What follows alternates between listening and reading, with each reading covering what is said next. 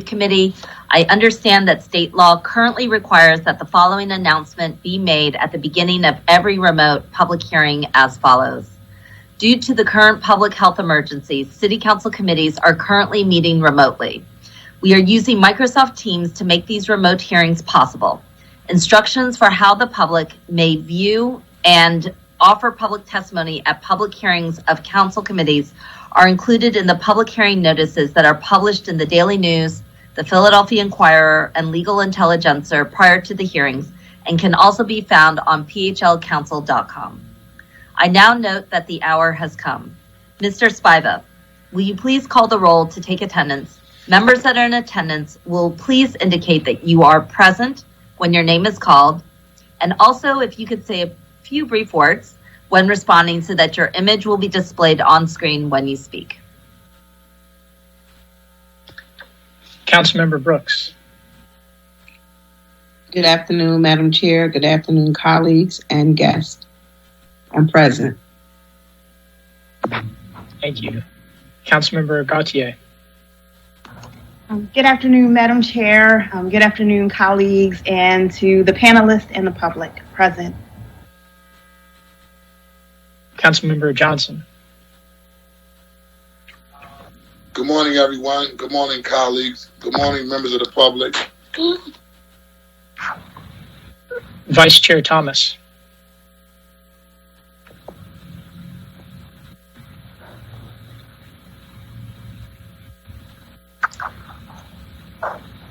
All right, thank you. A quorum of the committee is present and this hearing is now called to order.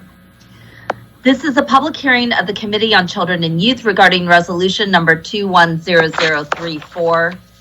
Mr. Spiva, will you please read the title of the resolution? 210034, a resolution authorizing the Committee on Children and Youth to conduct hearings examining the relationship between the property tax exemption for wealthy nonprofits on the school district's budget and the resulting environmental hazards in school district facilities on the health and safety of Philadelphia's most vulnerable children. Wonderful.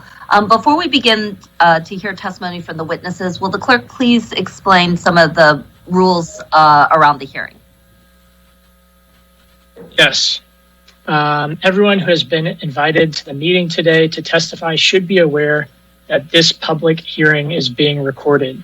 Because the hearing is public, participants and viewers have no reasonable expectation of privacy. By continuing to be in the meeting, you're consenting to being recorded. Additionally, prior to recognizing members for questions or comments they have for witnesses, we will note for the record at this time that we will use the chat feature available in Microsoft Teams to allow members to signify that they wish to be recognized. In order to comply with the Sunshine Act, the chat feature must only be used for this purpose. Wonderful. Thank you very much. Well, first of all, I want to welcome everyone to this important hearing and thank the bill's sponsor for moving this resolution forward. I know many people have been waiting for a long time for this hearing. We have a robust witness list as well. So I'm looking forward to getting started and would like to invite an opening set of remarks from the bill's sponsor, Councilmember Kendra Brooks. Thank you so much, Madam Chair.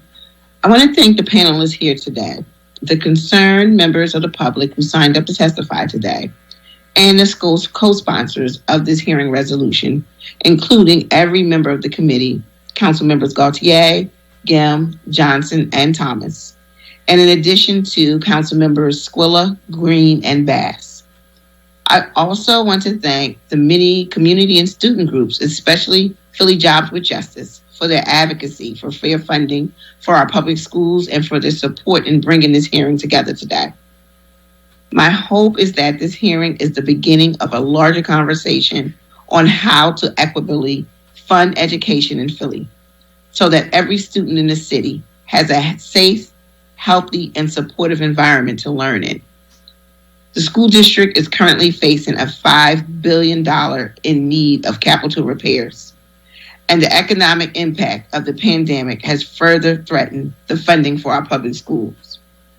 It is clear that conversations around who in the city is paying their fair share for public education are needed, now even more.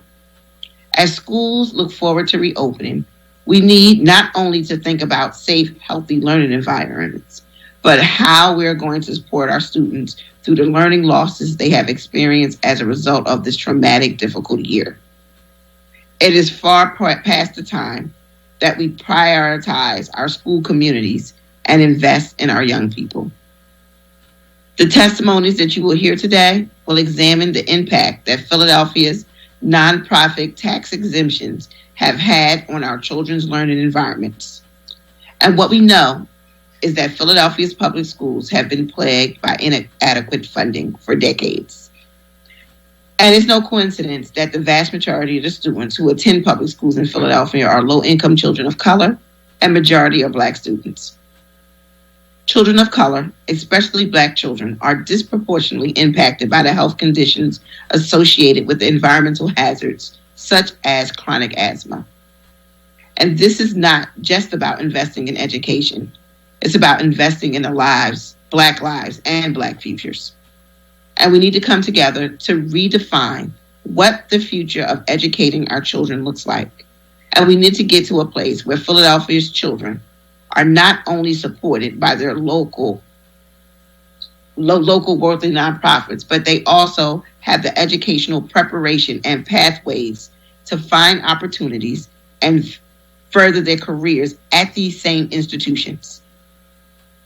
As a longtime education activist turned city council member, a mother of Philadelphia public school children, and a Philadelphia public school alumni, this issue is close to my heart. And I want to thank everyone again for being here today, and I look forward to hearing your testimonies. Thank you so much, Madam Chair. Thank you very much, Councilmember Brooks. I would like to acknowledge the presence of our Vice Chair, Councilmember Thomas. Welcome. And would any other committee members like to make any opening remarks before we begin?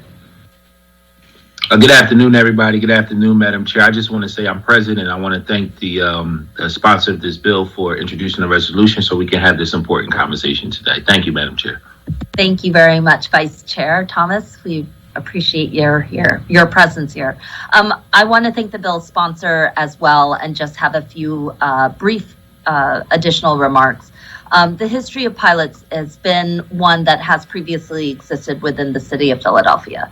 The conversation today that we look forward to is one that's going to be driven by communities, by our parents, by educators, by students themselves, who are in our public school systems that have long been underfunded.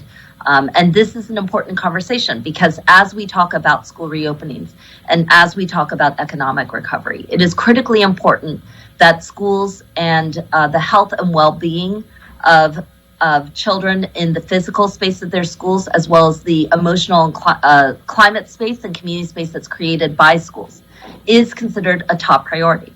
This is something that goes far beyond the schoolhouse doors.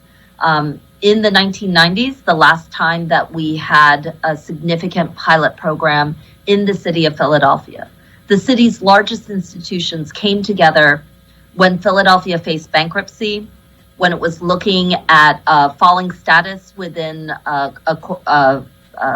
corporate marketplace, and made a commitment to the city that it would stand up and embrace the city and send as much of an external message to the broader world that Philadelphia was on the rise. Now again, in 2021, 2 decades later, we believe that that same message must be sent. We believe that that same message must be sent loud and clear by some of our city's biggest actors, that Philadelphia's recovery relies on the health and well-being of its children, of its school system, and that those things are core to our future. The message today is clear. As long as our children struggle to learn in schools with poor or no ventilation at all, exposed to asbestos, lead paint, and chronic mold outbreaks, our largest nonprofits have a critical role to play in altering our city's future by investing explicitly in school funding justice. When we invest in modernizing our school systems, we make an investment in the public health and in our city's future. We need a unified and powerful message from our largest civic leaders that the inequitable funding of Philadelphia schools must end. Restoring pilots can send a message loud and clear not only to City Hall, but especially to Harrisburg and to Washington, D.C., that we must build the schools that our children both need and deserve. With that, we will begin this hearing, and will the clerk please call the first panel to testify this afternoon on Resolution 210034. Thank you. For the first panel, we have Representative Rick Krajewski, Adam Langley, and Brittany Alston. Good afternoon, everybody. If you are connected and ready to proceed, Representative Krajewski, welcome to council. And if you could please state your name for the record, and you may proceed with your testimony. Good afternoon. Thank you, Chairperson Gim and other members of the Committee on Children and Youth. My name is Rick Krajewski. I am the state representative for the Pennsylvania's 188th district. I want to thank Councilmember Brooks for introducing this important resolution, and appreciate everyone on this committee for giving me the opportunity to represent my constituents in this discussion of toxic schools and nonprofit property tax exemption.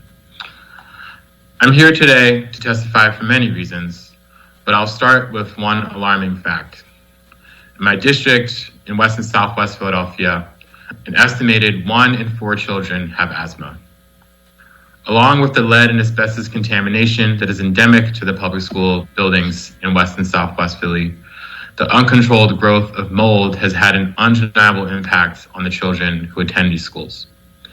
At one school in my district, Lee Elementary, a historic public school that generations of Philadelphians have attended, parents and students decry classroom conditions that are blatantly unhealthy. And saddest of all, our youth are becoming desensitized. These classroom environments have become their normal. Chronic asthma can be debilitating and even fatal, and it's shameful that our children are facing lifelong health conditions because of a lack of funding for our school buildings, while universities that are located mere blocks away continue to construct state-of-the-art tax-exempt buildings on campus. Capital projects on university campuses have clearly not been hampered by the pandemic. Jefferson is gearing up to spend over $500 million on an outpatient building. Penn is in the midst of building a $26 million guest house next to the existing university president's house. The Drexel Academic Tower is underway at the former site of University High School. All this being things that are happening in my district, just blocks away from these schools. And while I'm extremely grateful for the world-class education that I received at the University of Pennsylvania, as a working class Black undergraduate, it was immediately obvious to me how many resources were being centralized within our institution, while the greater community of West and Southwest Philadelphia suffered from divestment and university-sponsored gentrification. Children of CEOs, princes, and other elites walked campus grounds, while just outside of our bubble was, and still is, one of the most economically divided zip codes in our city, 19143. In the same geographic area, you have residents living in deep poverty mere blocks from $500,000 houses. A 20-minute walk from Penn Alexander School, a highly desired public school financially supported by Penn, leads you to Avery D. Harrington School, a West Philadelphia public school struggling with a lack of resources and overcapacity class sizes. Drexel University, another hugely wealthy nonprofit with property in my district, has a lot in common with Penn. What is now known as University City, where both these institutions have adjacent campuses, was at one point a thriving, tight-knit Black community known as the Black Bottom. In the 1950s, Penn and Drexel established the West Philadelphia Corporation with the goal of clearing a path for massive expansion. Through a combination of property acquisition and eminent domain, the West Philadelphia Corporation displaced thousands of Black community members. By the 1970s, this neighborhood was all but eliminated. This is another consequence of this land grab, was the diversion of billions of dollars of property out of the tax base. And our public schools, which are funded largely by property taxes at the municipal level, bear the brunt of that loss. Drexel, just like Penn, is also a real estate giant. The university has a nonprofit real estate subsidiary called Academic Properties Incorporated that, quote unquote, owns, manages, leases, or operates a portfolio of over 1 million square feet of both commercial and residential holdings. While Drexel's legacy of displacement and disinvestment cannot be erased, it can build the foundation for a different path by reversing the extraction of wealth from the historically Black community it resides in. So Penn's 10-year commitment to contributing to the remediation of lead and asbestos from our schools is certainly needed, but the chronic underfunding of the Philadelphia public schools also cannot be resolved with charity. It is time for Penn to step down from its ivory tower and have a real mutual partnership with all of West and Southwest Philadelphia. This could mean community benefit agreements where our community members are given real agency and input in adopting reinvestment policies like payment in lieu of taxes to put money back into the public resources that the university benefits from. Our public schools are struggling with systemic underfunding compounded by further cuts during COVID. West and Southwest Philadelphia, along with every other district in Philadelphia, needs a shift towards an investment in the health and safety of the Black and brown children who will soon be returning to Toxin School buildings. This means that the enormously wealthy institutions in West Philadelphia and beyond must contribute a full 40% of their foregone property taxes as an ongoing source of revenue dedicated to safe and healthy public schools. With that, that's the end of my testimony. I want to thank you again for giving me the opportunity to speak on this important issue. Thank you so much, Representative Krajewski. Will the next testifier, if you could just please state your name for the record and proceed with your testimony. So I believe I'm the next speaker, Adam Langley. Okay, good afternoon. First of all, I'd like to thank the committee for the invitation to address you today. I'm really happy to be here to speak about nonprofit payments in lieu of taxes. So as I said, my name is Adam Langley, and I'm Associate Director for U.S. and Canadian Programs at the Lincoln Institute of Land Policy. We're a think tank and private operating foundation based in Cambridge, Massachusetts.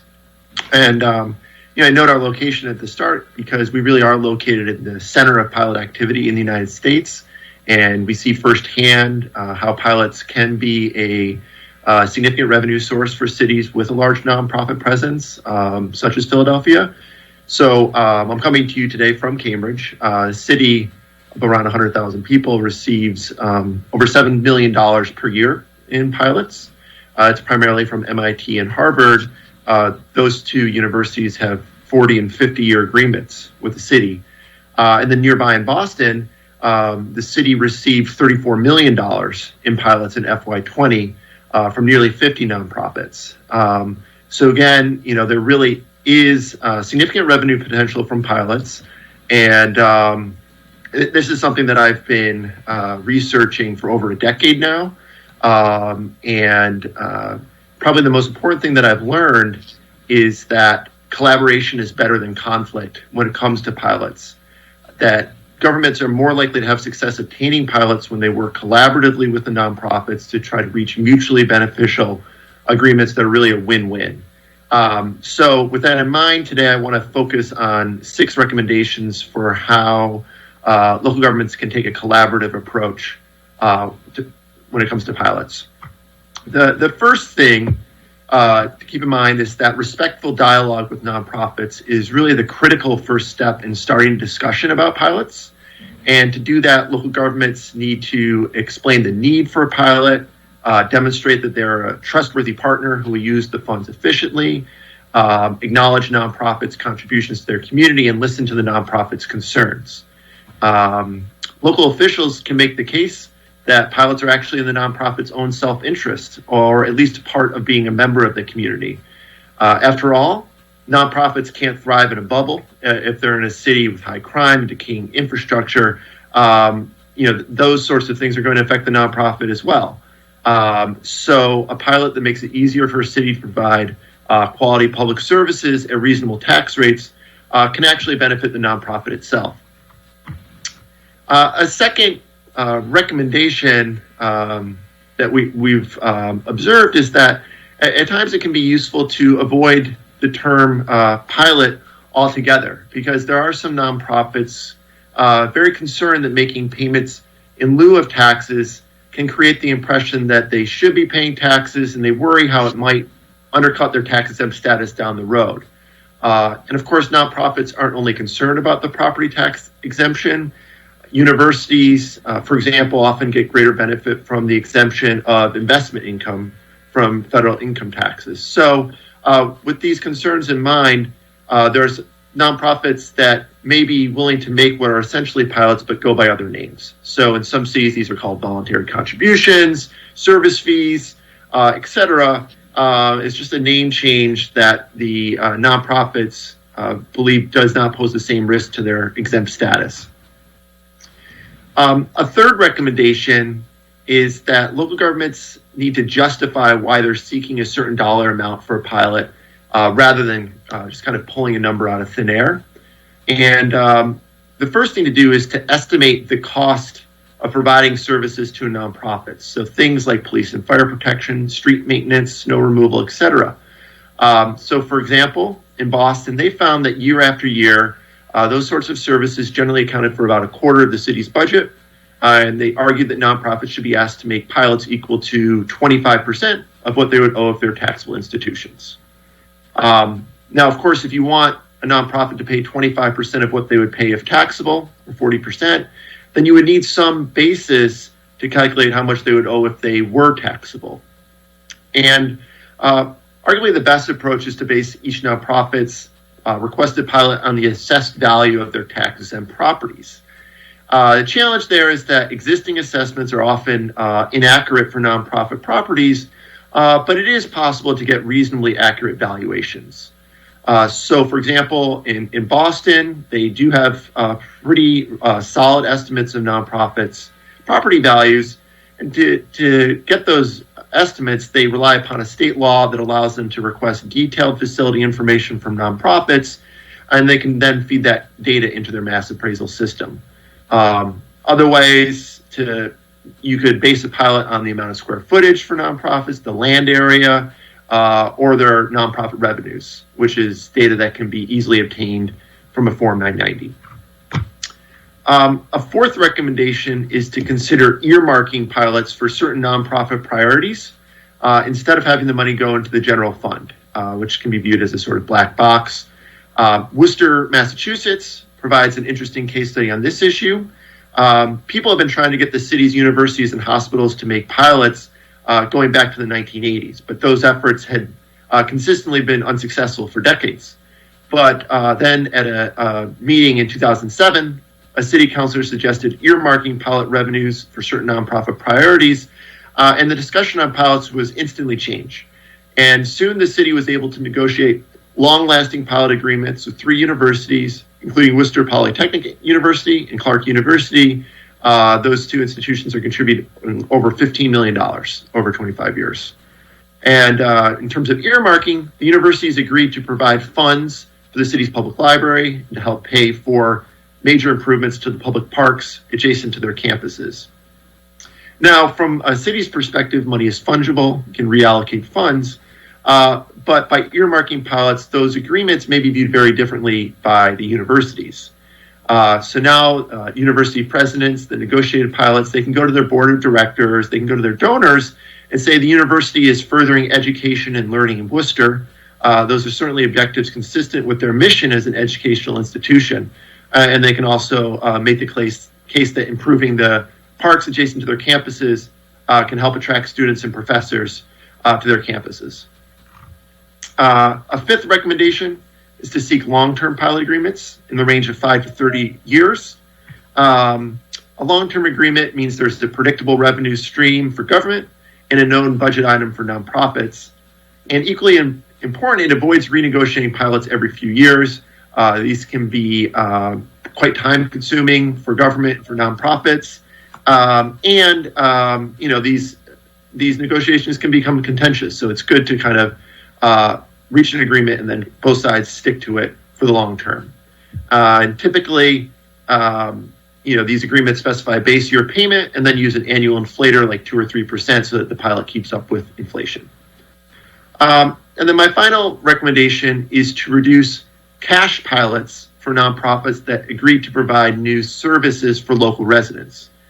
And this approach is a compromise between the preferences of nonprofits, which typically have a strong preference for providing services, and local governments, which typically prefer cash to fund their highest priorities. So one key question is which services should count for offsets?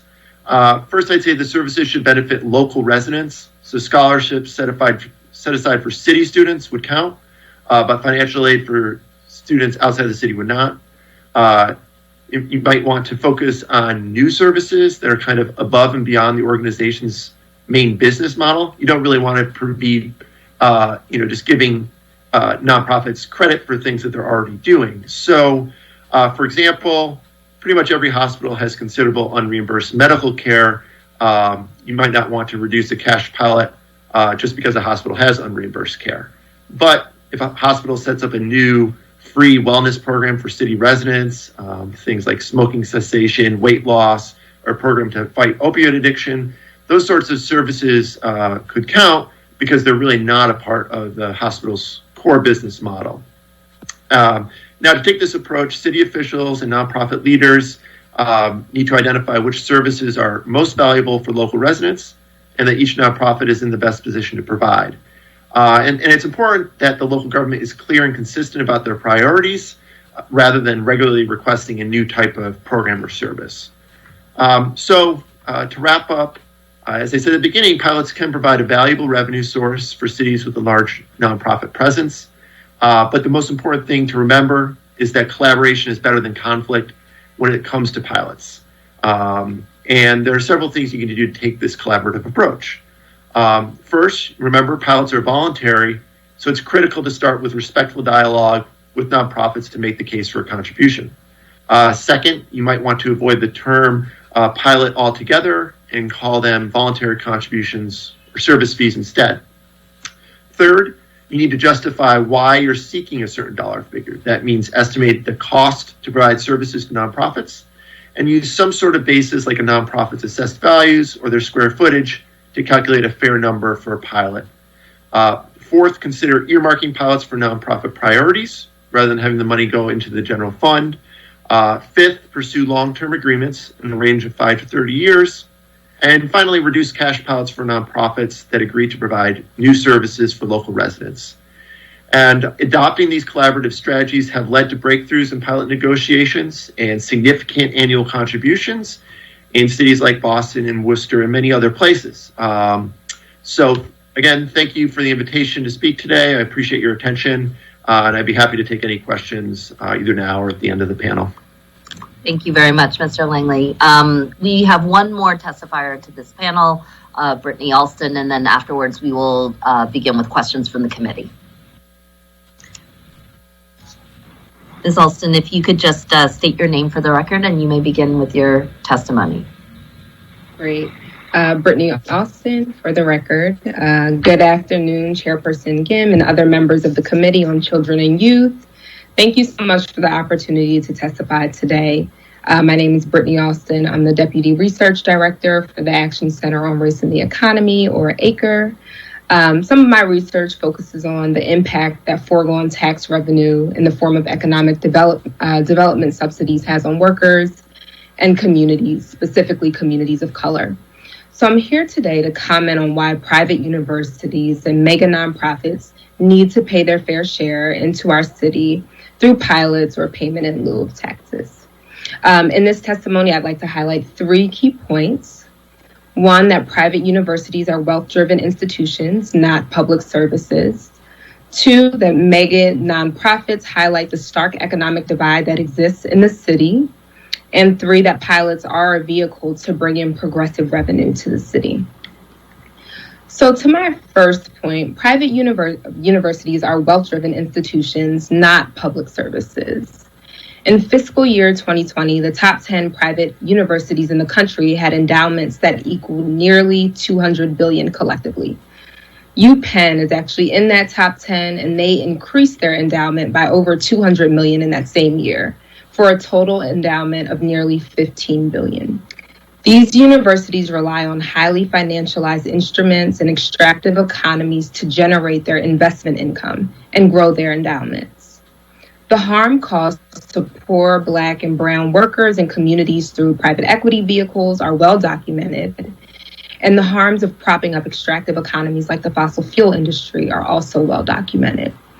So through these investment vehicles, private universities become a larger piece or a piece of a larger puzzle that rely on wealth extraction and financialization to thrive. While the university receives approximately $35 million annually in direct subsidy from the Commonwealth, it is unclear how these universities provide direct and long-lasting benefits to the community it's situated in and also surrounded by. Instead, the university has fueled gentrification in West Philly, and the now University City District has lost the housing scale program institutions have caused. While reparations do require very specific steps and commitment, I do think that pilot first repairing the economic and spatial harm that has been caused to these communities. So my second point, mega nonprofits highlight the stark economic divide that exists in the city, and I think the representative talked about this also.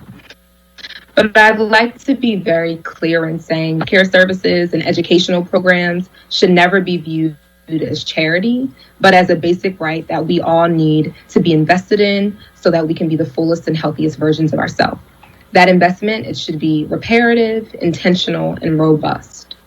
The charitable programs that were created by nonprofits like Penn or Drexel and Jefferson, they just don't meet the needs of the community. But fair share contributions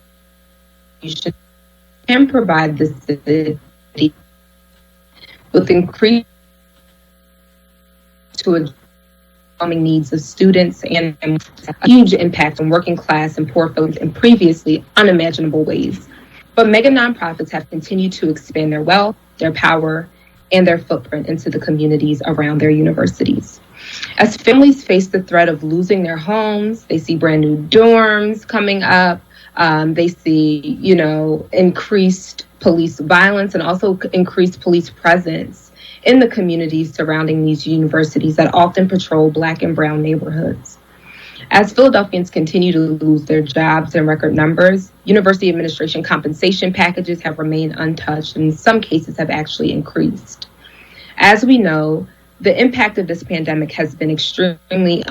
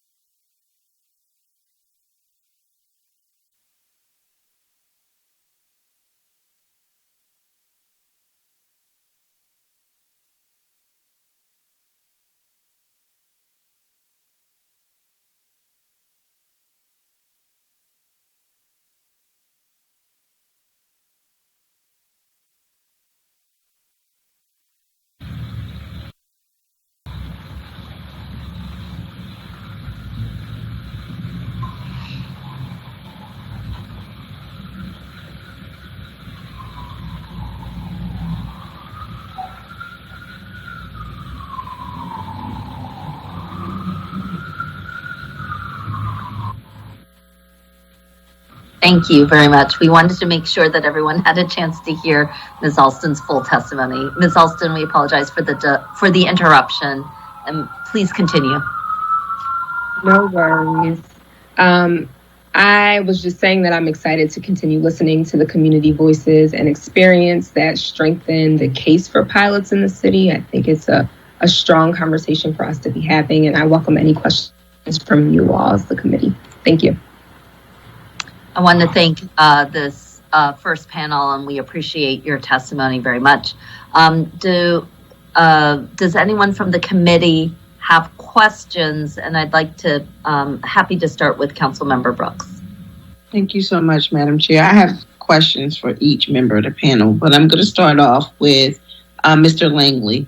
Based on your research, have you seen examples where large nonprofits gain better relationships with surrounding communities by voluntarily making these payments? Yeah, I would think absolutely. That making a voluntary contribution to the community is viewed positively by members of the community, so yeah, I think that absolutely yes. And I know this was covered in your policy brief, but for the record, how many municipalities currently have pilots?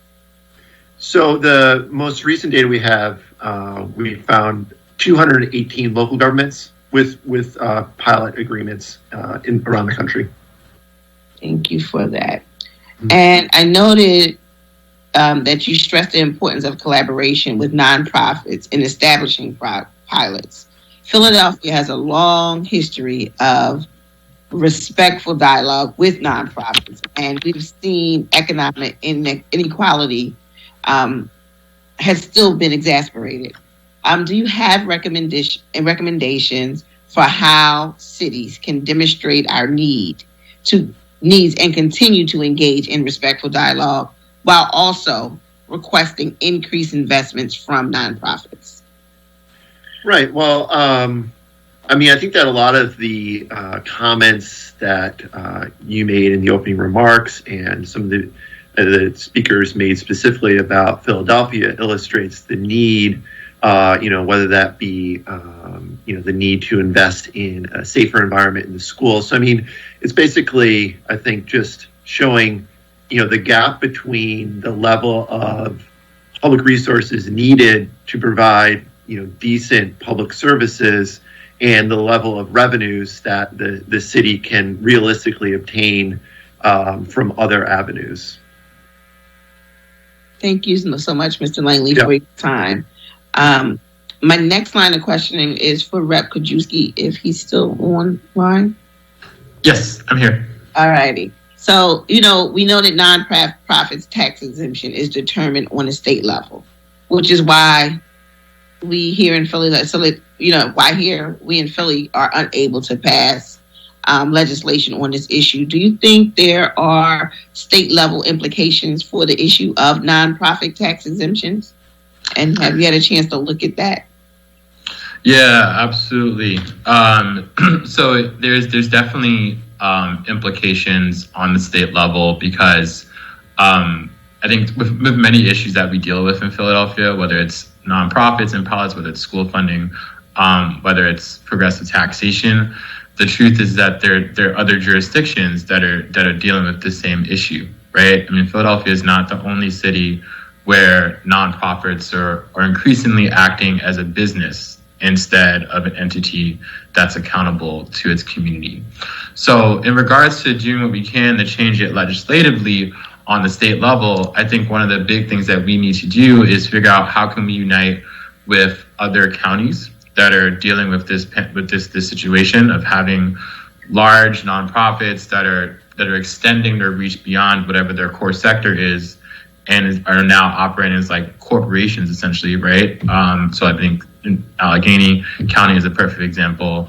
Other parts of the state where you have large institutions that are basically have a huge footprint in a small area, and thinking about, well, what would it actually mean for our communities if we were to redefine what this relationship would look like?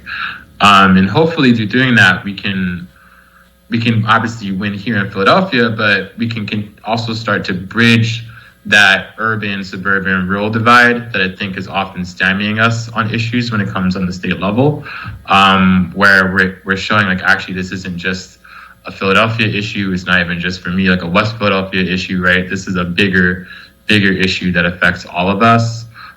So my hope is the role that we can play in the legislature is to build enough support across the Commonwealth so that we can actually get a legislative fix, while on the local level we're pushing for things like ending the exemption or trying to get more payments to these areas.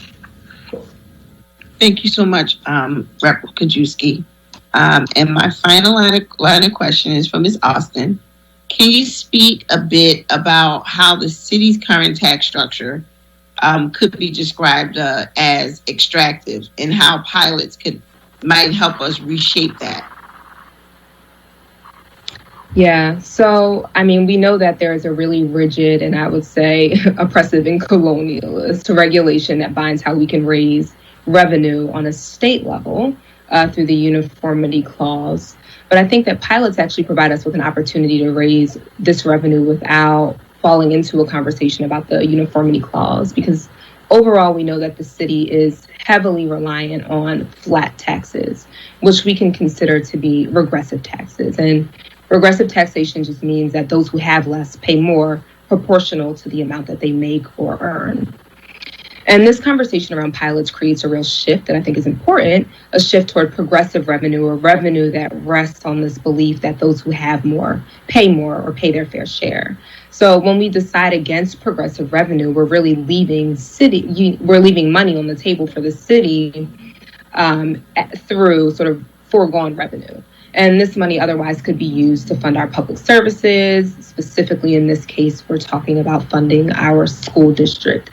So I think this really provides an opportunity to start thinking about how we tax generally. And this is not a tax, right? It is a voluntary contribution, but it still rests on this idea of who pays more and why. And I think it's pushing us toward a conversation on progressive revenue and the need to have that in our city. Thank you so much, Ms. Austin. Madam Chair, that concludes my line of questioning for this panel. Thank you very much, Council Member. The Chair recognizes Council Member Gautier. Thank you, Madam Chair. And I also wanted to say thank you to Councilmember Brooks for sponsoring this, for putting forward this resolution and having this important conversation. I wanted to thank all of the panelists for your powerful testimony. Also wanted to say hey to Rep. Krajewski, my partner in so much of the work in West and Southwest Philly. My question is for Adam. Thank you so much for your informative testimony that allowed us to learn a little bit about how this works in other places. I also appreciated your emphasis on having a reasoned discussion with the large nonprofits that we would need to really collaborate with to get this going, and I hope that that's a possibility and that we can move forward in that way. I absolutely think we should be moving towards pilots and silots where appropriate for smaller institutions. I am the council representative for West and Southwest Philadelphia, right? And so we have most of the city's meds and eds within our boundaries. And like Representative Krajewski described, so that provides a lot of, that means we have a lot of resources and assets within our boundaries, but it also means that we in particular see some of the harmful effects too of gentrification and displacement. And of course, our district has had the painful history of having, many of the institutions literally built on top of Black neighborhoods and extracting Black wealth, right? And so for that reason, I think that the neighborhoods of West and Southwest Philadelphia deserve particular attention in whatever pilots or silots situation we would be able to put together. And I wanted to know if in your research you have come across any places where particular neighborhoods have been earmarked in a certain way for a particular level of support? Okay, yeah, that's a good question. So first of all, I would say you mentioned SILETs, and so services in lieu of taxes, I think naturally would be kind of easiest for a nonprofit to provide in its own backyard. So that to me is, that would be one approach. And then, I mentioned the earmarking that there was in Worcester in terms of improving parks in their neighborhood. So that's one example. Otherwise, nothing is coming to mind, but that doesn't mean that there aren't examples of that. And, certainly if you're trying to, kind of align the cost and benefits of hosting nonprofits, having more of the revenue dedicated to the neighborhood, there's definitely a strong argument for that approach. Yeah, particularly as it relates to the nonprofits that are in our backyard, right? And in a way that captures both, the history of what happened here, and in a way that captures what's currently going on in terms of neighborhood change and gentrification. So I'd be interested to have that conversation, with the institutions and with anybody else who's working on this moving forward. Thank you very much, Councilmember Gautier. Mr. Langley, could you speak a little bit among the large cities in the U.S., the ones that tend to have struggling? This conversation is actually focused in on schools. And in particular, I think you heard from opening remarks by Councilmember Brooks and myself. We've emphasized what is long been recognized as severe school underfunding across the state of Pennsylvania, but also growing recognition from civic actors across the board. Actually, the University of Pennsylvania did announce $100 million over 10 years to be dedicated towards lead and asbestos removal, for example. And I do think one of the things that Councilmember Brooks has been very clear about, and what I think many of the speaking public has been very clear about, is that the mission here is around addressing specifics around school underfunding. So I'm interested in whether you have any analysis of the larger city, among the larger cities, what kind of participation level there is around pilots/SILETs around the country. Okay, yeah, that's a good question. It's a hard question. So first of all, in terms of pilots dedicated towards school districts, our research shows that it's pretty uncommon, but there are precedents for that approach. I look back at our survey that we did, almost 10 years ago now, in 2012, which is still the most extensive data on pilots. And I would say there were four, noteworthy examples of pilots going to school districts, and so those are two Ivy League institutions and two Pennsylvania jurisdictions. So there is in Dartmouth, New Hampshire, the university gave $1.9 million to its school district, and then in Ithaca, New York, Ithaca College makes a contribution that goes specifically to the school district.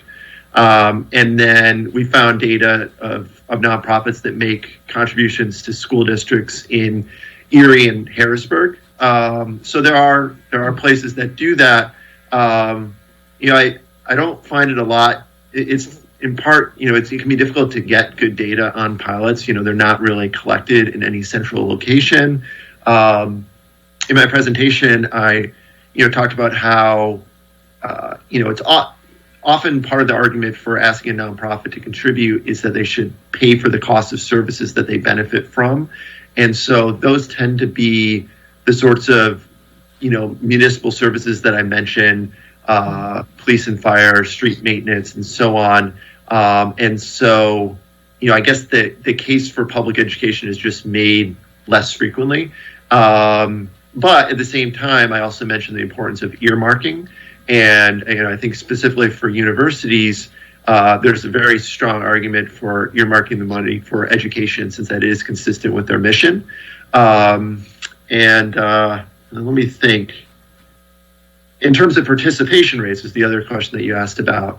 That's also hard to answer. I mean, I definitely know the most about Boston, which probably has, undoubtedly has like kind of the model approach to pilots around the country.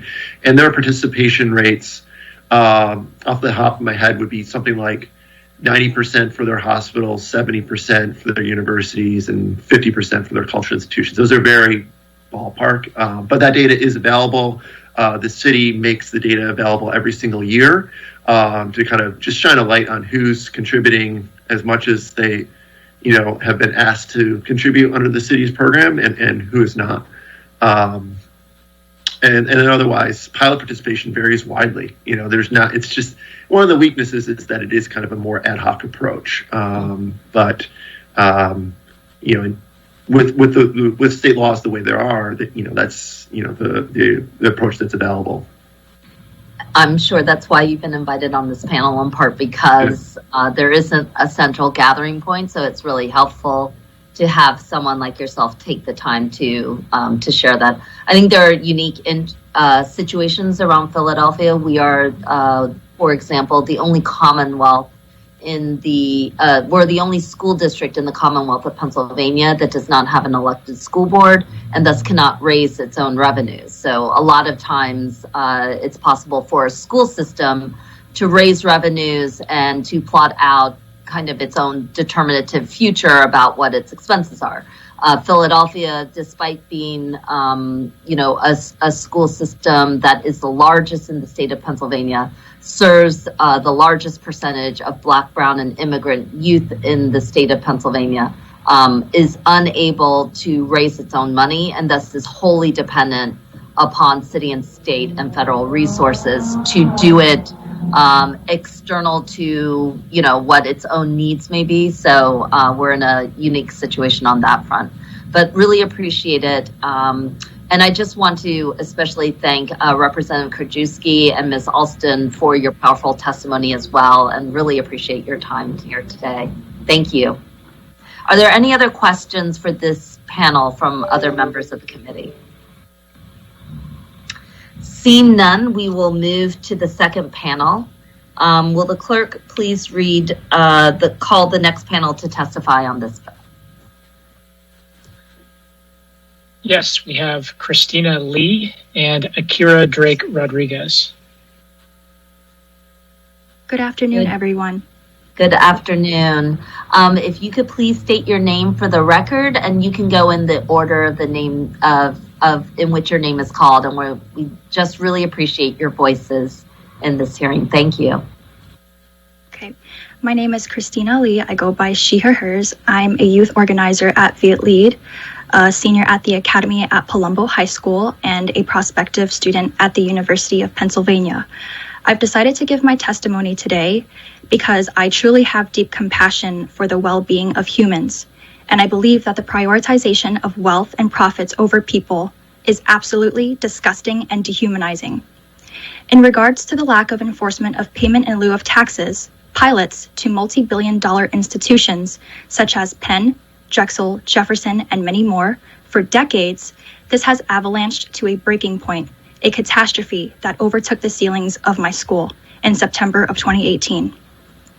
Although renovators were sent to repair the damage, our roof still continued to leak. Water would leak into buckets and hallways as they would be shuffled between a Times Square of students navigating to their next classes. Our transition to our next class in our narrow hallways and our only one available stairwell had merely made matters into misery. When it came lunchtime, we would go to our new lunchroom, also called the auditorium, where the walls had been contaminated with lead and asbestos, where our laps turned into tables for unfresh packaged foods. Because there could have been an abundance of revenue collected and distributed to schools through pilots, the collapse and its aftermath wouldn't have happened.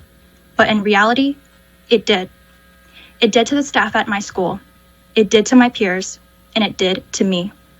So what if we were in the building during the collapse? These collected budgets from pilots would have allowed us to renovate our rundown building and would have ensured its secure conditions in the first place. But it was too late, because my school ceiling was left unprotected. My reality is that our schools are plummeting deeper into a funding crisis. Not only are we missing an essential system for enforcing pilots, but also our city has decided to postpone the phased down tax abatement. So, now what? What are the decisions that the City Council Committee of Children, and most importantly, these pilots refusing nonprofit institutions will make? There is only one right, one humane, life-changing decision. Remember, children are the leaders of the future, and you must think about how an effective solution can shape a quality education experience for children to learn and flourish. This is not a luxurious ask. Simply, this is based on urgency and necessity. Thank you. Thank you. Akira? Hi. Thank you, Councilmember Brooks, Gautier, Gim, Johnson, Bass, Squilla, Green, and Thomas for introducing and sponsoring this resolution and holding a hearing regarding the relationship between property tax exempt status of large nonprofit institutions, the state of Philadelphia school facilities, and the growing urgency to address the connections between health outcomes and the built environment. My name is Akira Drake Rodriguez, and I'm here as an assistant professor of city and regional planning at the University of Pennsylvania, as a researcher who studies the distribution of public goods and services in high need areas, and as a member of the Penn for Pilots working group. In this testimony, I would like to briefly outline the goals of Penn for Pilots based on extensive research by faculty, staff, and students, review some of the critical needs for pilots and other school revenue streams based on my own research with residents and educators around district policies, and finally tie these issues to the broader needs around school district facilities, reopenings, and public health. Penn for Pilots began out of a student movement that built on a decade of student, community, and staff organizing. More than 1,000 faculty and staff have signed our petition for the University of Pennsylvania to commit to making payments in lieu of taxes to help ensure adequate funding for the Philadelphia public schools. Penn is the largest property owner in the city of Philadelphia, but as a nonprofit institution, it pays no property taxes on its non-commercial properties. In other words, it contributes nothing to the tax base that funds Philadelphia's public school system. This in a city whose schools are underfunded and facing deep budget cuts, as articulated by the other testifiers, amid the COVID-19 pandemic. Penn did pay pilots in the mid-1990s when then Mayor Ed Rendell issued an executive order that suggested the city would review the nonprofit tax exempt status of its largest institutions. To assist the city in its near bankruptcy budget crisis, Penn and other large tax exempt institutions began paying pilots through the end of the decade. Today, with Penn having become the 7th richest university in the country, the conditions in public schools in Philadelphia, the largest, poorest city in the country, require that we make that commitment again. Together with Jobs for Justice and other community groups, Penn for Pilots is asking that Penn and other similar large nonprofit institutions pay 40% of what its property taxes would be if it were not a tax-exempt institution to support the city's schools. Based on Penn's 2016-2017 annual budget, we estimate that Penn's pilot payment today would be roughly $40 million. To put that figure in perspective, $40 million is just over 1/3 of 1%, 0.35% of Penn's unrestricted annual revenues for fiscal year 2020. It is just over 1/4 of 1%, 0.26% of the value of Penn's endowment. Penn and the city's other wealthy nonprofits can definitely afford to meet the basic responsibility met by all the city's homeowners and businesses of contributing to our children's education. Based on my own research, I also want to stress, however, that while the city's wealthy nonprofits paying pilots would be an important step towards addressing the inequalities that plague the school district in the broader city of Philadelphia and its surrounding region, it would only be one step towards addressing the needs of the school district. Many of us are now focusing on the conditions of the school district's facilities, but we also need to pay close attention to staffing, supplies, and overall operations. Philadelphia schools have suffered from a disinvestment in school counselors, nurses, paraprofessionals, educators, therapists, librarians, art, and recreation teachers for decades. There are issues around governance, procurement, and safety that will make it difficult to reopen schools safely, even if the school district could immediately replace every HVAC system, water fountain, and sink faucet, and remediate all the asbestos. Strikingly, the greatest issue I find in my research is that the trust that is needed to cooperatively make decisions that address the multiple needs and interests of children, caregivers, and school staff has been severely eroded in the last decade. Although the school district's governing body, the board, has reverted to local control in the last 5 years, public comments have increasingly raised issues around transparency and accountability in recent months. The August 2020 Inspector General report on the remediation of the Benjamin Franklin SLA asbestos project was a damning account of the multiple failures of the school district to address the safety of the building occupants, including workers, students, and caregivers, the communication skills of a public entity, and the accountability of public servants. In this year of COVID-19 and increasing attention to issues of racial and economic injustice throughout our city, it is clear that all of our major public and private institutions have been failing the children of Philadelphia. At this time of reckoning, I would therefore like to end on a note of linking health, building conditions, and public trust and accountability.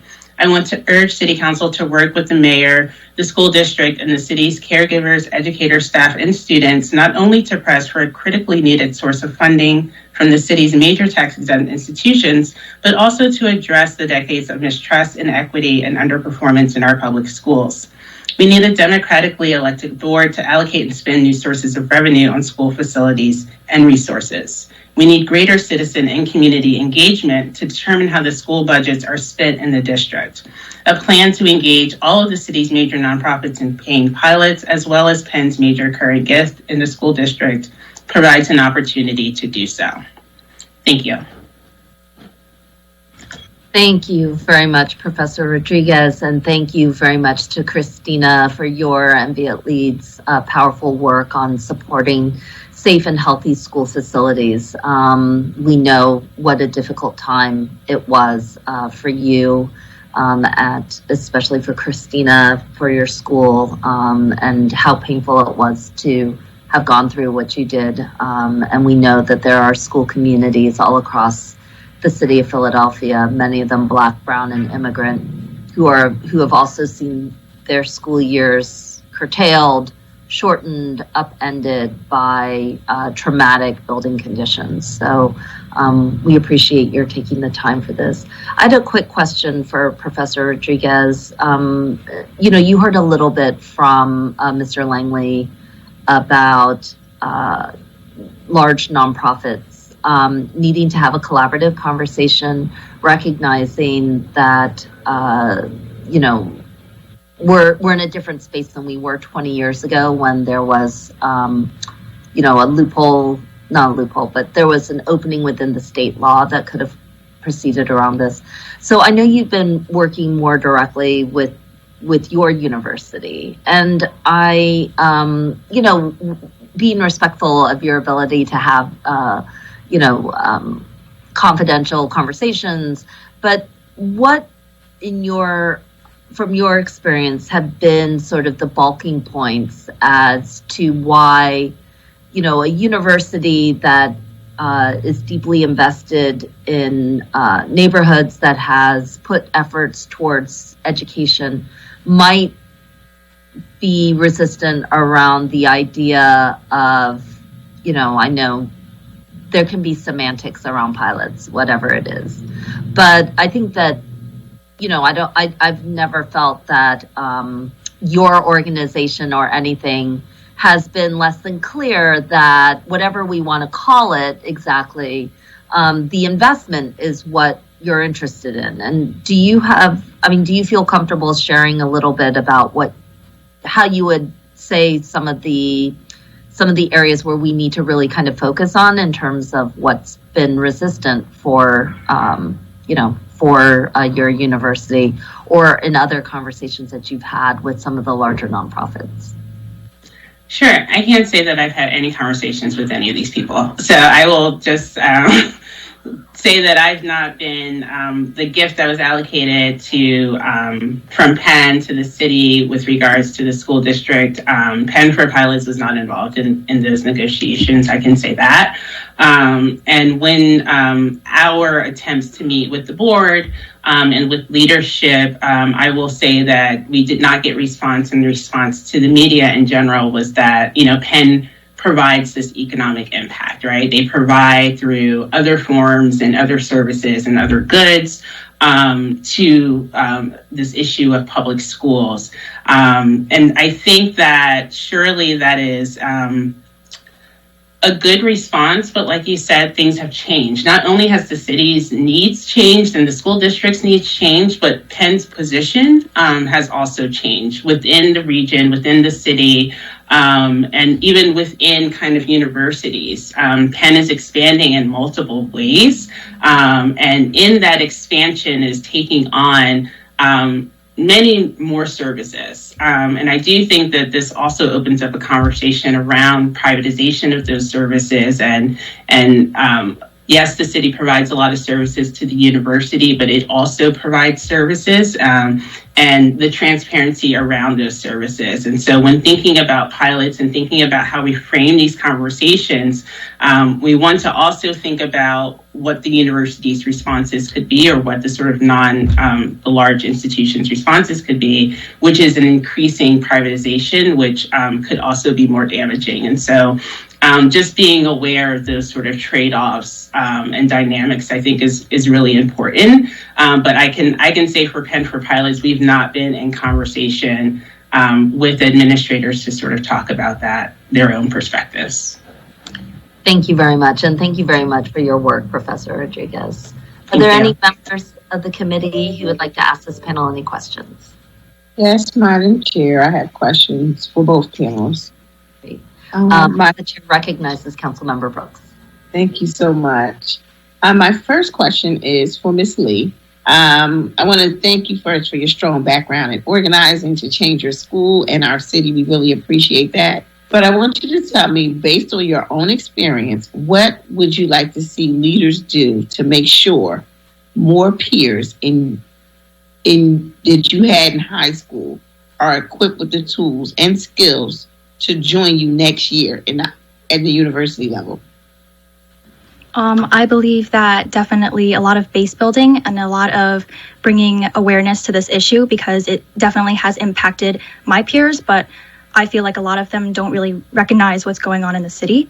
So definitely bringing awareness, bringing more education to my peers so that hopefully they can join in to this very important issue of definitely making changes in our city of enforcing pilots, right? And also encouraging the abolishment of the tax abatement, the phase down one even, yes. Thank you so much for that. I really do appreciate the work that you do and your organization. My next question is for Dr. Drake Rodriguez. You have done a great deal of research to understand the needs of public school parents and their children. Do you think that the current targeted intervention from nonprofits, such as tutoring programs, meet those needs? Yes and no. The needs are so expansive in that they are not just needs of students, but needs of households and communities.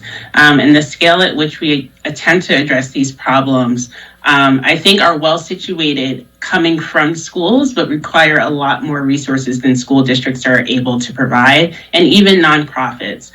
This is definitely a time for the city and the state, as well as the federal government, to get more heavily involved in using schools as the community infrastructure that they can be. And so certainly I think schools are an ideal place to distribute services, an ideal place to make connections, an ideal place to mobilize, but only when they're fully funded and equitably resourced. invest. And so we can't just have certain community schools who do a wonderful, wonderful service to our communities in 5 or 6 areas in the city. We need them to be part of the school model as we go forward.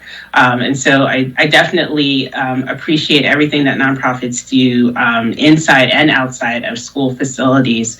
But we definitely need more resources going into these places, because this is where most of our communities are.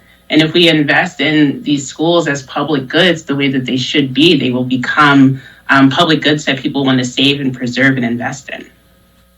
Thank you. You answered my follow-up question as well. Yes. Thank you for your time and, you know, your research, and for you to continue to stay vigilant on pushing, you know, this conversation, because I agree that, you know, the investments that we put in our young people today will affect the tomorrow that we will have to live in as seniors, which is a scary word to say, but I agree. And I think it's parents too. It's not just young people when we invest in schools. We're investing in staff and educators and parents and communities. And so if we really think about it in that way, I hope that people want to invest in themselves.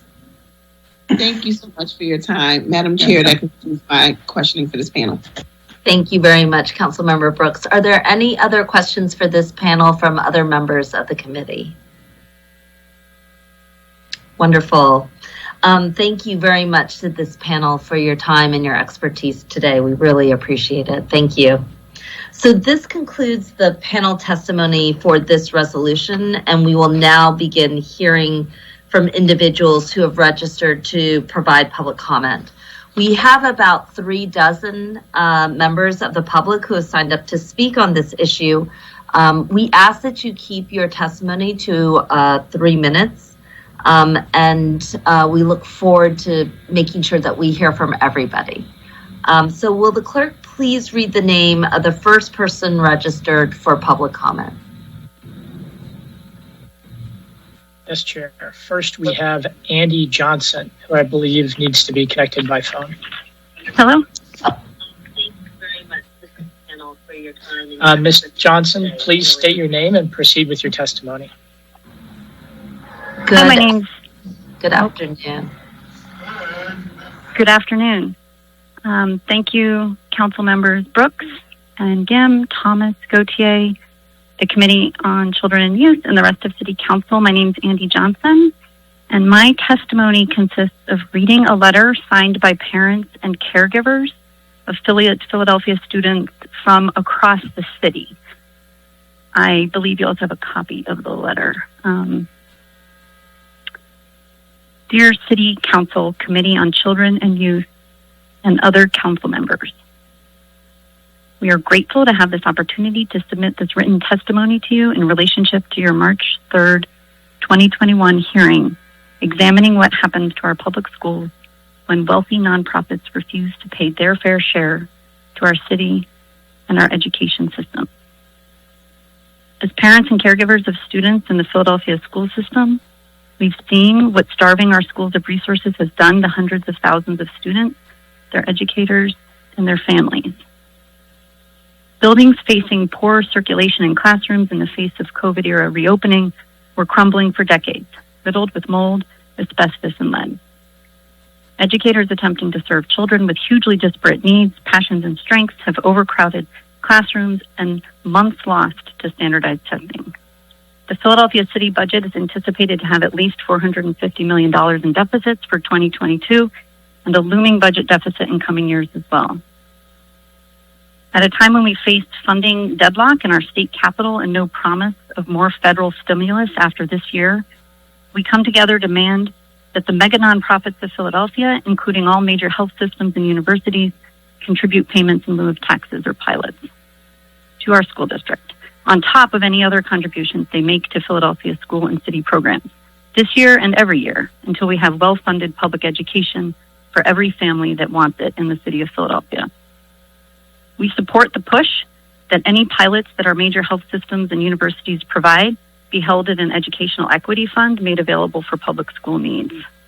We look forward to the leadership of City Council in helping to hold the nonprofit health systems and universities in Philadelphia, institutions that benefit from public infrastructure funded by taxpayers, accountable to the education and thriving of the next generation of Philadelphians.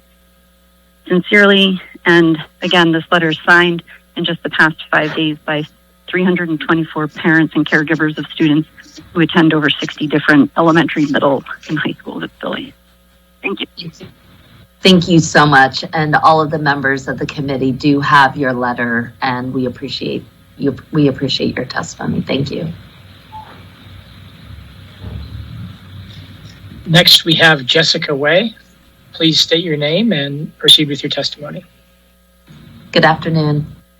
Hello, my name is Jessica Way. I'm a teacher at the Franklin Learning Center and a Penn alumnus, and this will be my 12th year teaching in the school district of Philadelphia. I'm a registered nurse, but I teach students in one of only 3 medical assisting programs in the state of Pennsylvania. When I first started at my school in 2007, we had 1 principal, 2 assistant principals, 3 deans, 4 counselors, 4 secretaries, a full-time nurse, a librarian, and a lab assistant who assisted with setting up and breaking down lab experiments.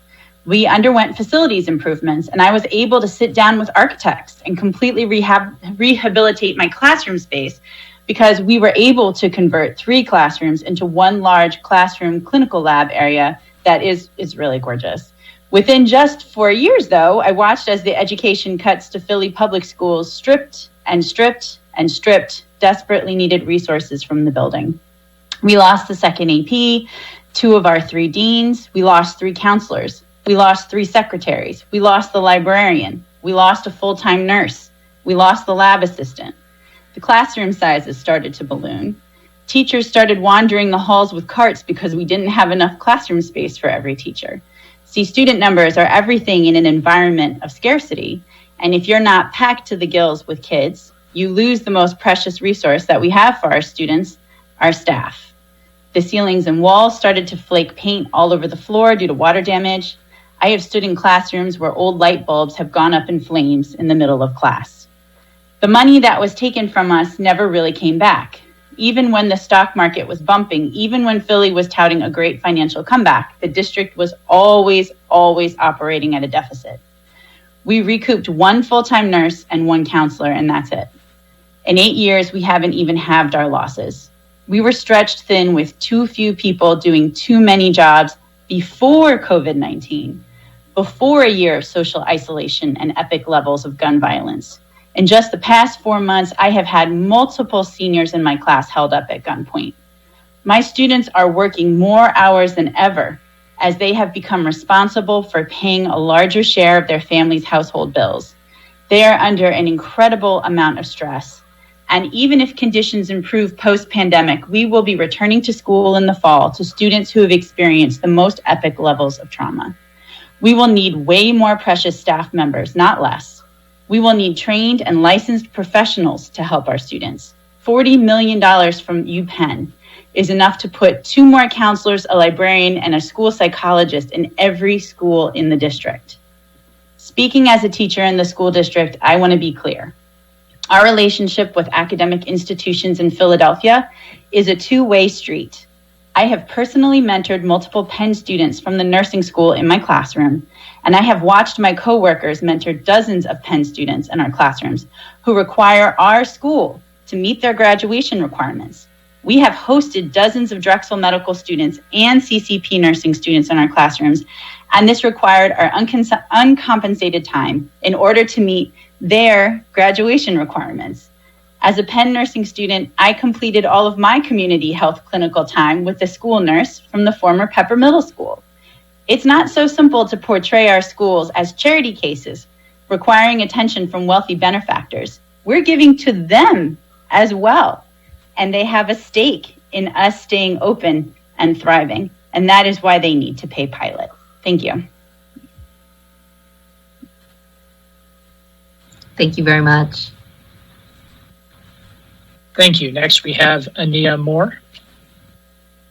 Please state your name and proceed with your testimony. Good afternoon, Ania.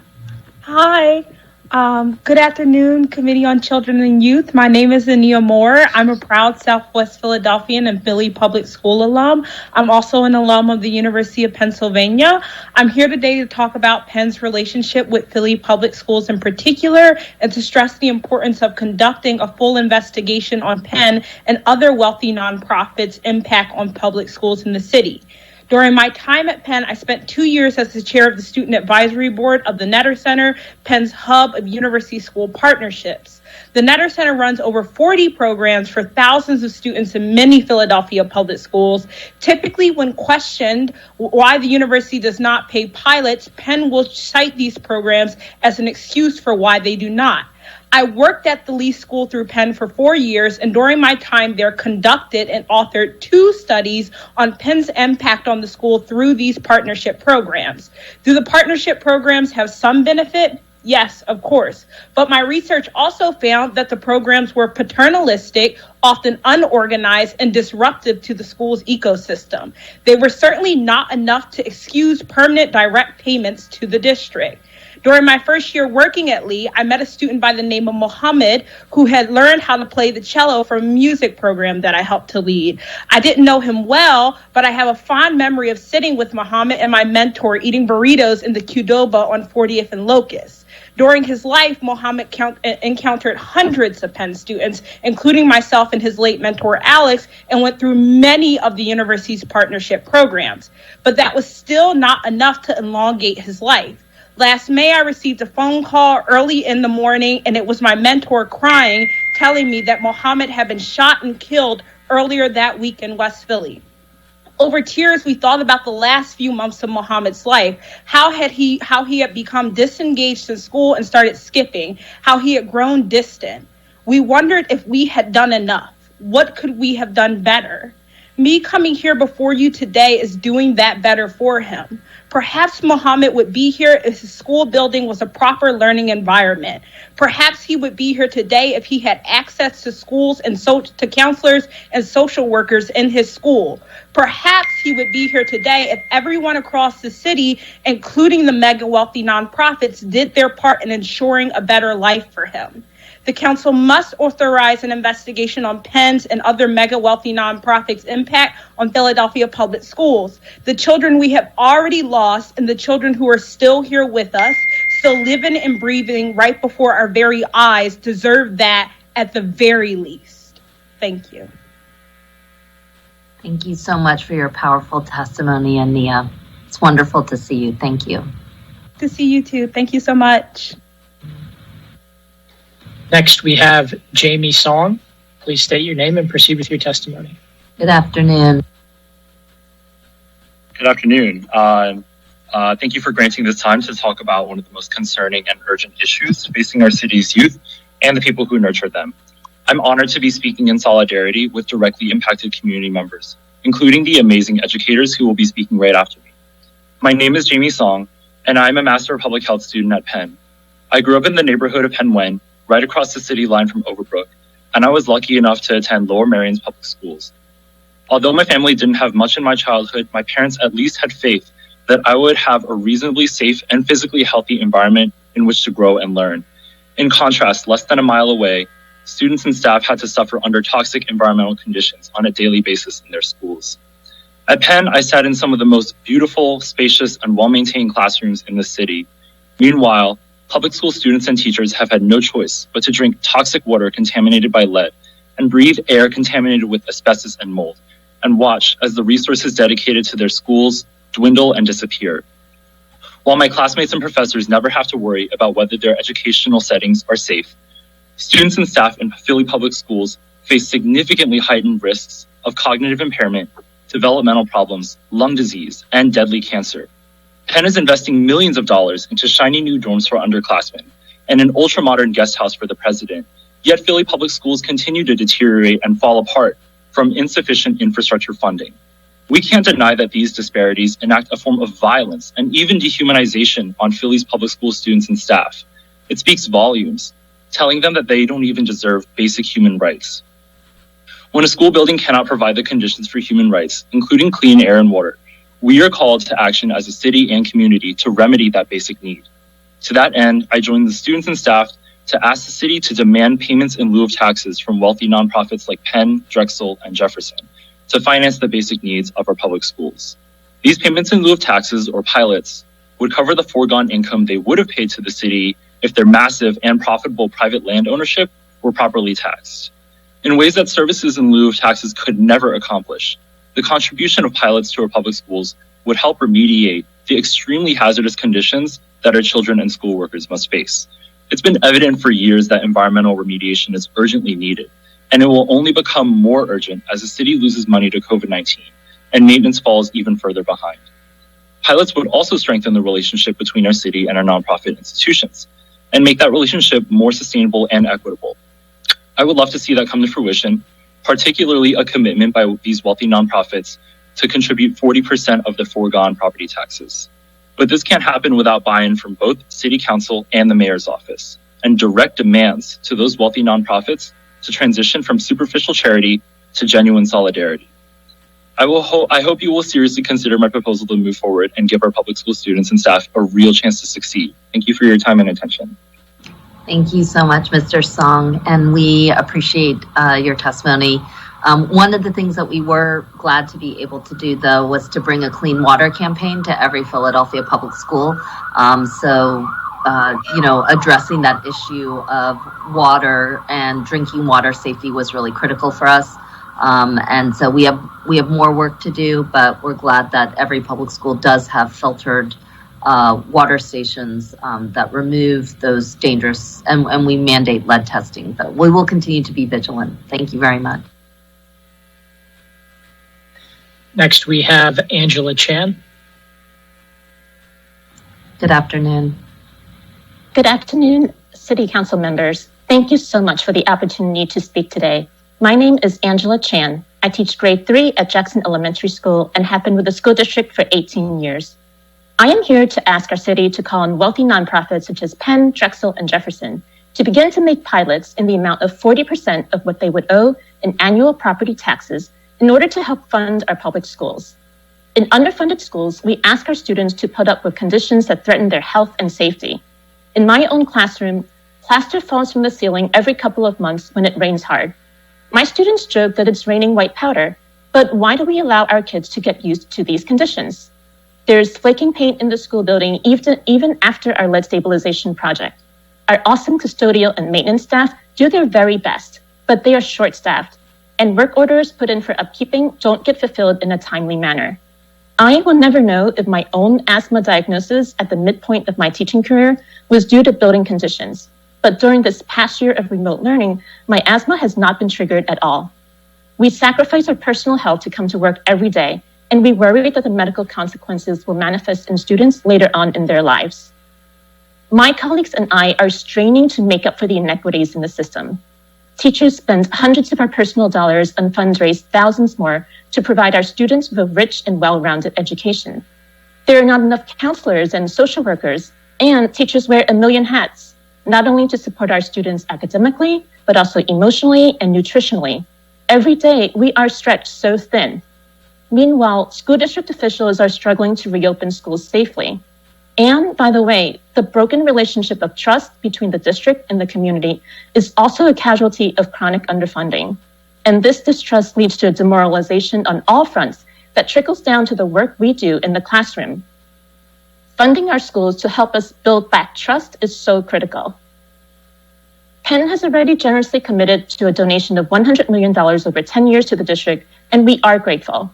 However, this isn't the same as confronting, let alone dismantling, the systemic inequities that they help to perpetuate. A system that exempts wealthy nonprofits from paying property taxes exacerbates the starving of our public schools by withholding money that should be going to fund our students' education. Making a long-term commitment in the form of pilots will signify their genuine solidarity with communities, moving the essence of their contribution from charity towards justice. The rewards and joys of teaching are abundant beyond description because of the children we serve. Our students are brilliant, talented, creative, and compassionate, and we need to create the conditions that will allow them to thrive in all the ways that they are meant to do. The city must demand that wealthy nonprofits pay their fair share of contributing pilots to fund safe and healthy schools. Thank you so much for your time today. Thank you so much, Angela.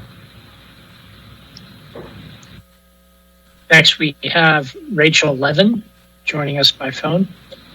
Good afternoon.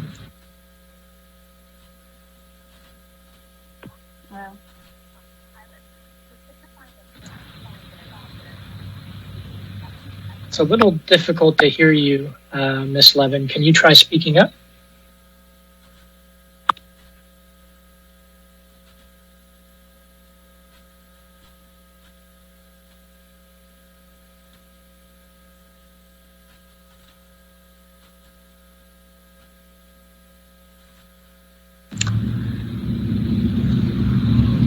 While we're waiting for Ms. Levin to connect, why don't we go to the next testifier and work to connect Ms. Levin? Hello. Perfect. This is Rachel Levin. Sorry, I muted myself. That's okay. Good afternoon. Good afternoon. Rachel Levin, for the record. I'm speaking at this hearing today as a former teacher. Difficult to hear you, Ms. Levin. Can you try speaking up? Ms. Levin, it's helpful if you turn off whatever you may be listening to on the TV. Because I don't have anything on. Can you hear me now? Okay. Yes, we can hear you. I think I put my speakerphone on. While we're waiting for Ms. Levin to connect, why don't we go?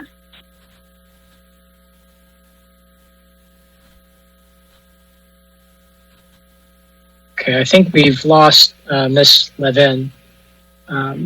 So in the meantime, let's move forward to the next testifier until we can get her reconnected. James Lindberg, please state your name and proceed with your testimony.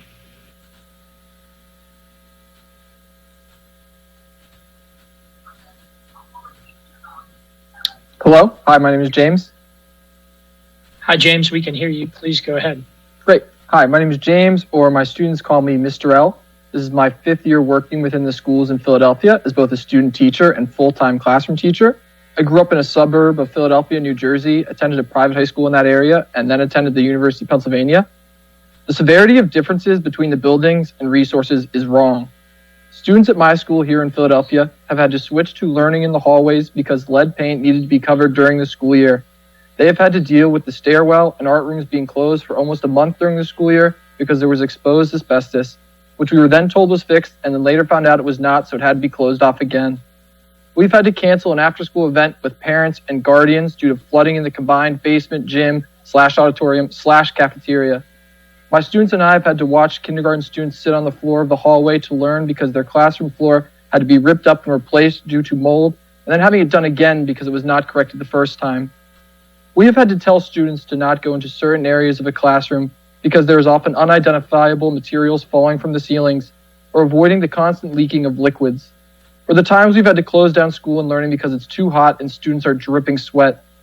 I watched my 8th grade English language learning students have to try and test out of the program by taking access testing in closets and watch the library be shared by 3 classes at once, where special education students are supposed to have a chance to work on their skills and focus.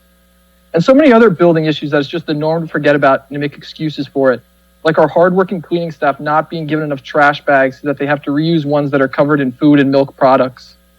For me, a smaller but important detail is the faded, blotched windows that you cannot see out of. I was working at a school that had to replace a window, and the new window was clear. I thought that maybe they were blurry on purpose. Almost every single window at my school is so opaque that the beautiful Philadelphia skyline from South Philly is invisible, but it can be such a positive and helpful teaching tool. My students' and my own mental health suffer from the lack of light that can make it through those windows. The public K-8 school in the suburbs I attended did not have these issues. There were 2 gymnasiums and a separate cafeteria, and it was all on one floor so a student who may need a wheelchair could actually attend the school. The University of Pennsylvania continues to add newer and fancier buildings by the day. I don't even recognize parts of the campus where I was a student less than 6 years ago. City Council needs to urge mega nonprofits to pay pilots so that our city schools can have the capital and building repairs that they desperately need. This is a great opportunity for mega nonprofits to strengthen their connection and relationships with the community and city. I will not continue to work in Philadelphia public schools because I do not want to get sick or die from cancer. I know too many longtime teachers, educators, and custodial staff members that have spent years in school district buildings and who now have chronic illnesses or cancer. I love teaching and I love the city of Philadelphia, but no one should have to choose between their own safety and working in school district buildings. Thank you. Thank you. We have Rachel Levin back on the line. Please state your name and proceed with your testimony. Hi, thank you for can you hear me now? Yes. Okay, thank you. Rachel Levin. I'm speaking today at this hearing as a former teacher in Philadelphia schools, a University of Pennsylvania GSE alum, and as a concerned community member that continues to serve Philadelphia schools as a literacy coach. I'm here to call on wealthy nonprofits such as Penn, Drexel, and Jefferson to begin to make pilots in the amount of 40% of what they would owe in annual property taxes in order to help fund our public schools. In my 8 years working in school district buildings, I've seen and experienced unhealthy and unsafe learning conditions that are direct impacts of chronic school underfunding. As I began to reflect, I actually had trouble recalling them all at first because there were so many instances and so many stories I've experienced myself or heard from trusted colleagues that they become normalized. The idea that because we work or learn in buildings run by the school district means that we have to accept these conditions for ourselves, our students, and our community is not only sad, but also offensive and demoralizing, especially when there's a source of funding available that is not being utilized. I worked in 2 different buildings that did not have air conditioning in every classroom. I saw kindergartners pass out or throw up, asthma flare-ups, and energy drains due to the unbearable heat. Along with inconsistent building temperatures, students and teachers also have to deal with cases of asbestos and mold that are discovered throughout the year, which not only exposes them to possible harmful lifelong health consequences, but also disrupts their learning as they are forced to move their classrooms and their learning to multi-purpose rooms at a moment's notice. Windows that don't open, metal bars over windows, and doors that don't lock properly, or even get stuck shut with students inside, are just everyday facts of life for the members of our school communities.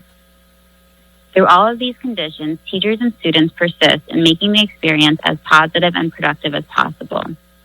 Everyone on the ground, from principals to teachers, building engineers, and families, does everything within their sphere of influence to mitigate these conditions and provide children with safe learning conditions. However, it's not enough. It wasn't enough before the pandemic, and now we are all feeling the effects of this chronic underfunding even more as we struggle with preparing buildings for a safe reopening amidst a long history of distrust and a lack of accountability. I come here today to say that teachers and students should not be subjected to these conditions, especially when we have institutions that pride themselves on their partnership and commitment to the city and to the education of all our children. We urge you to play a part in getting nonprofits to begin paying 40% of foregone property taxes in pilots to the school district, so all of our students can go to school in safe and healthy conditions. Thank you for your time today. Thank you. Next, we have Isabel Llanatos. Please state your name and proceed with your testimony. Hi, my name is Isabel Llanatos. I am currently a graduate student at the University of Pennsylvania. The University of Pennsylvania is a nonprofit in name only. In reality, Penn acts like a power-hungry, profit-driven corporation. President Gutman and the Board of Trustees care more about their exorbitant salaries, the amount of donations they can accrue, and the number of expensive new buildings on campus than they care about serving the Philadelphia community. Most of Penn's resources, including its property and its endowment, do not benefit the wider community, but only serve those directly affiliated with Penn. People without a Penn ID are not able to access most of the buildings on campus, and Penn police regularly remove people who they think don't belong on campus. Penn expands its area of control by buying and constructing new buildings, and by having police patrol the neighborhood. As we saw this past May, Penn police have no problem going into West Philadelphia with military gear to stop people from rightfully protesting. Penn also hoards money.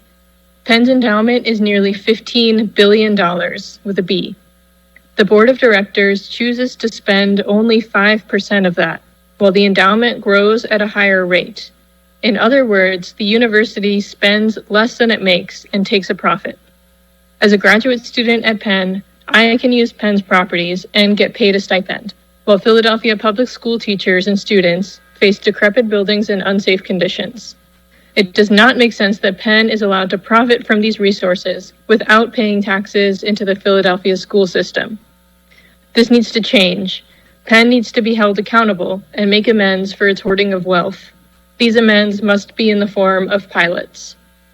UPenn's recent donation to the school district does not nearly go far enough. First, this donation was framed as an act of charity that removed all agency from the people of Philadelphia. Residents should get to decide how the city's money is spent. Second, Penn needs to commit to a better relationship to the Philadelphia community in perpetuity, not just for the next 10 years. Third, Penn's commitment needs to be proportional to its resources, not a fixed amount. That's why we are asking for 40% of foregone property tax. That is less than 1% of the endowment, and it is more than the $10 million per year that Penn is giving now. Paying pilots is only a first step in repairing the damage that the University of Pennsylvania has done to Philadelphia residents, but it is a crucial step. As a member of the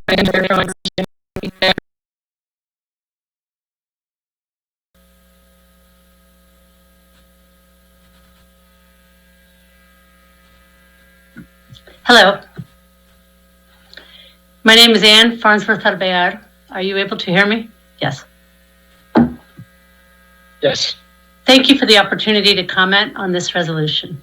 I am employed by the University of Pennsylvania. I strongly support pilots. For me, the reason is simple. Philadelphia schools depend on property taxes. If rich institutions that own property in the city do not shoulder their fair share, then other property owners, many of whom are poor, are subsidizing those institutions' non-payment. Without pilots, the city schools cannot make up the difference and cannot educate young people in Philadelphia effectively. When UPenn and other nonprofits begin paying pilots, they will begin to be part of building a stronger city and a stronger democracy.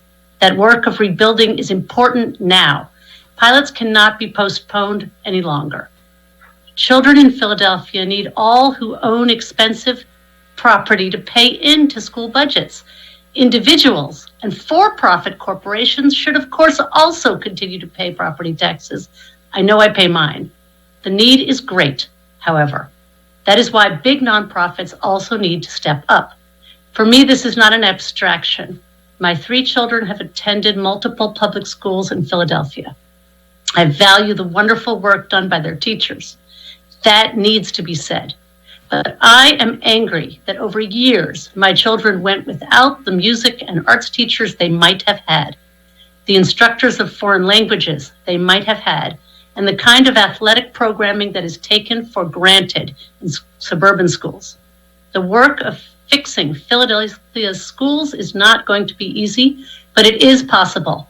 Parents like myself need to know that institutions that are wealthy in the city are doing their part also. Pilots are not only a way of putting money where it is needed, they are also a vital way to communicate support for children and families in the city. I cannot see the city going forward without pilots. Thank you for the opportunity to comment on the resolution. I appreciate it.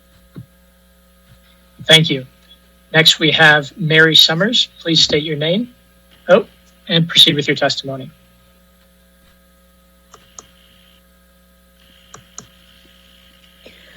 Good afternoon. Many thanks to the City Council Committee on Children and Youth for holding this important hearing. My name is Mary Summers. I am a lecturer in political science at the University of Pennsylvania, and I have taught academically based community service courses at Penn for almost 20 years. Over these years, both my students and I have learned a great deal from service learning and volunteer programs in schools where experienced administrators and teachers have had the time to play a key role in developing our partnerships. In desperately underfunded, understaffed schools, with constant turnover, however, student volunteers, no matter how well-meaning, often only contribute to the chaos. As a result of this experience, I know all too well that service learning and volunteer programs simply cannot substitute for the many millions of dollars that institutions like Penn would pay in taxes if they were not tax exempt. In an era and economy of growing inequality, the city of Philadelphia has become two cities. One where tax-exempt institutions like Penn and Drexel and Jefferson with enormous resources invest in deluxe high-rises and private police forces. The other, a city where our public schools literally crumble and the jails are packed even in the time of COVID. The results of the inadequate funding of our city's schools have been tragic. A teacher sickened with the fatal disease of mesothelioma, children with lead poisoning, children whose asthma is exacerbated by the air in the buildings where they are supposed to learn to read, and as we have heard, the staff as well. The flip side of these tragedies has been the outrageous farce of Philly fighting COVID, another result of a civic culture in which wealthy universities have encouraged school and health department officials whose institutions have been starved for funding, as well as their own students, to think that 22-year-old entrepreneurs can substitute for serious investments in strong public institutions. Both the students of Philadelphia and the students at institutions like Penn and Drexel and Jefferson deserve to live in one city where private educational and healthcare institutions contribute what they owe to ensure all students an education that prepares them to be healthy, informed, and engaged citizens. An agreement for wealthy nonprofits to make payments in lieu of taxes to support the city's schools would be an important step toward a better education at all our institutions. I'm grateful for this opportunity to testify. Thank you so much. Thank you very much. Next, we have Aiden Gonzalez. Please state your name and proceed with your testimony. Hi, I'm Aiden. Can you hear me? Yes. Yes. I'm Aiden Gonzalez, and I am a senior at Masterman High School, and I've been a student in the Philadelphia Public Schools since I was in pre-K at Beige Martin, and then Greenwoods Charter School for elementary school, and Masterman from 5th grade until where I am now. And I would like to give you a walkthrough of what a day at school looks like for me. So I get to school at 7:30, an hour before school starts, because a few of my teachers have requested help for a few of their students who are failing classes, that they're not able to give them personalized attention because they have 6 classes of 30 plus students each. After math tutoring, I rushed to the library to print out a paper for my English class. There are only 10 computers in my school's library for 1,000 plus students. So I have to wait in line for 20 minutes. And once I finally get the chance to go to a computer, they're 2005 Mac desktops, so they take at least 10 minutes to print my paper. If I haven't given up by now, I am on my way to advisory in room 305, where in the winter, it's so hot because the Masterman heating only has one setting because it's so old that we have to wear tank tops in the room or else we're sweating. And in the summer, there's no air conditioning, so we're sweating year round. During lunch, I rush to the guidance counselor's office because I'm applying for college and scholarships, and I have to wait on their couch for the entire period because my guidance counselor is responsible for 400 plus students. They're responsible for getting them into high school, into college, summer opportunities. They're responsible for helping them with personal conflicts. So I have had to wait for hours to talk to my guidance counselor. Oftentimes, I end up just looking it up myself later or consulting in other friends who frankly don't know what they're doing. If I haven't given up from talking to my guidance talking to my guidance counselor, I attend a bake sale in the Masterman lunchroom for various clubs to raise money to send themselves to different competitions or to pay for new uniforms because the school doesn't have the money to financially support these clubs. And I hope that you're thinking that this isn't a normal day, and you're right, because I didn't see any mice or cockroaches. The bathroom wasn't overflowing. There was soap in the bathroom today, which is a rare occurrence. And the ceiling on the 4th floor hallway, the stairway didn't crumble and debris didn't fall on students. That's happened. And these are the realities of my public school experience. And Masterman has a very, very extensive and supportive home and school association that is able to financially support us in so many ways.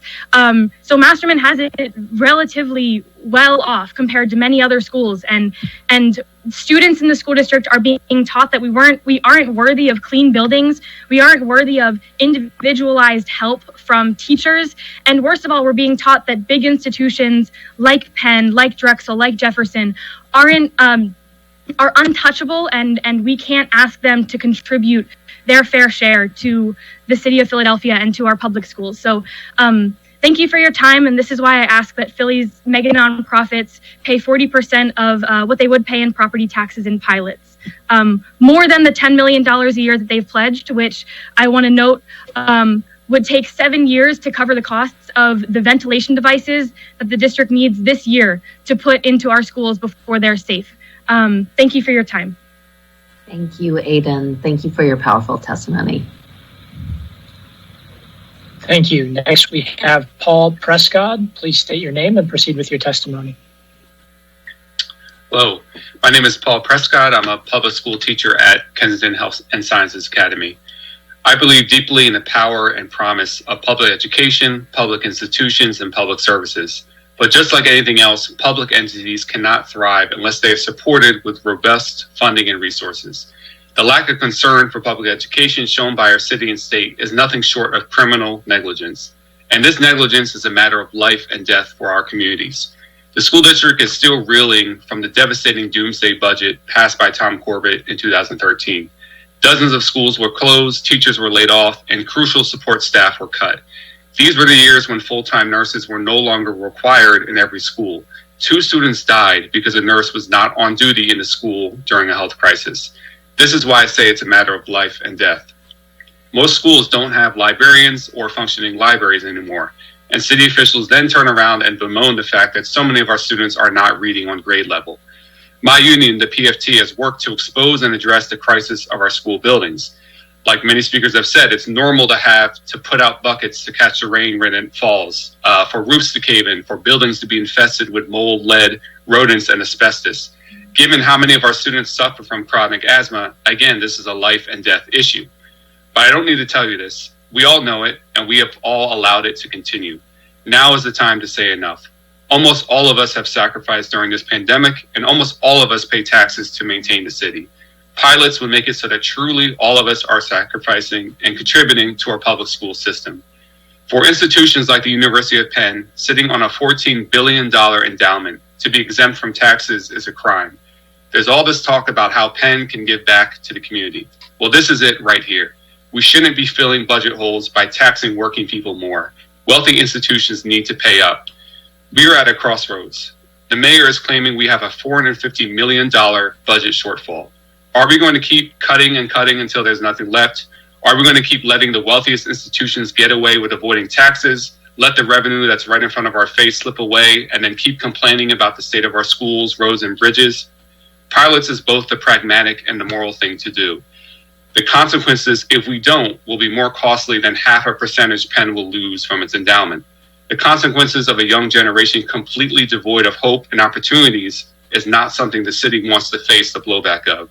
There's no better opportunity than now to institute pilots. Thank you. Thank you very much.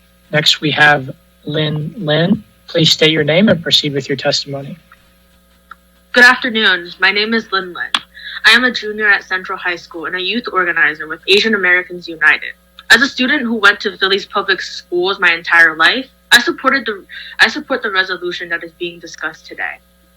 I realized how desensitized I became to the disinvestment in my school communities. I did not flinch when we had assemblies in elementary school when our principal told us that we are losing funding. It was normal that 9-year-olds supported the whole economy of tissues, copy paper, and hand sanitizers because the school did not have the money to afford it. It was normal to not find the bathroom sinks working, or if we are lucky, a full roll of toilet paper. I did not take adequate science, music, language classes because my school simply couldn't afford it. It was normal to make goodbye cards for beloved teachers when they had to leave because the administration had to cut faculty numbers. It was normal to be in an overcrowded room full of 35 kids with thermometers reading 90 degrees. We did not have air conditioning, by the way, so we spent the entire day learning while fanning ourselves with our own notebooks. We open every possible working window to even catch a breeze so we don't suffer a heat stroke. If you think this is a normal learning environment, please come to our schools and tell it to our face. These were the conditions of what school meant to me ever since I was 7. I am 17 now. A decade has passed. Not much has changed. As a student of color in Philly's public education system, it has failed to recognize the humanity of myself and my peers. These extreme problems won't go away without proper funding from the city and the school district. Philly loses $285 million every year in property taxes just from the major nonprofits. Let's do the simple math here. This would have more than covered the $38 million projected school budget deficit. Stop using excuses when solutions are right there. As a student, I support this resolution to better understand how property tax exemptions are harming us as students. We will continue to stand with our school communities.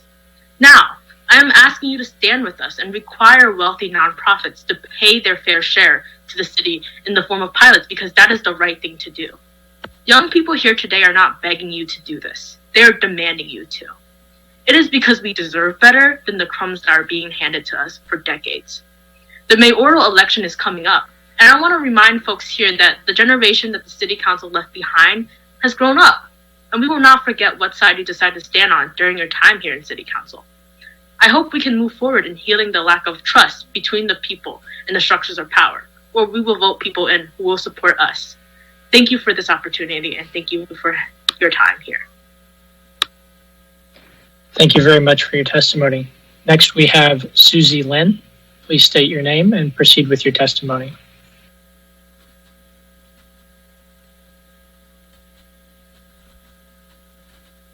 Good afternoon. My name is Susie Lin. I'm currently a sophomore at Central High School and a youth organizer with Asian Americans United.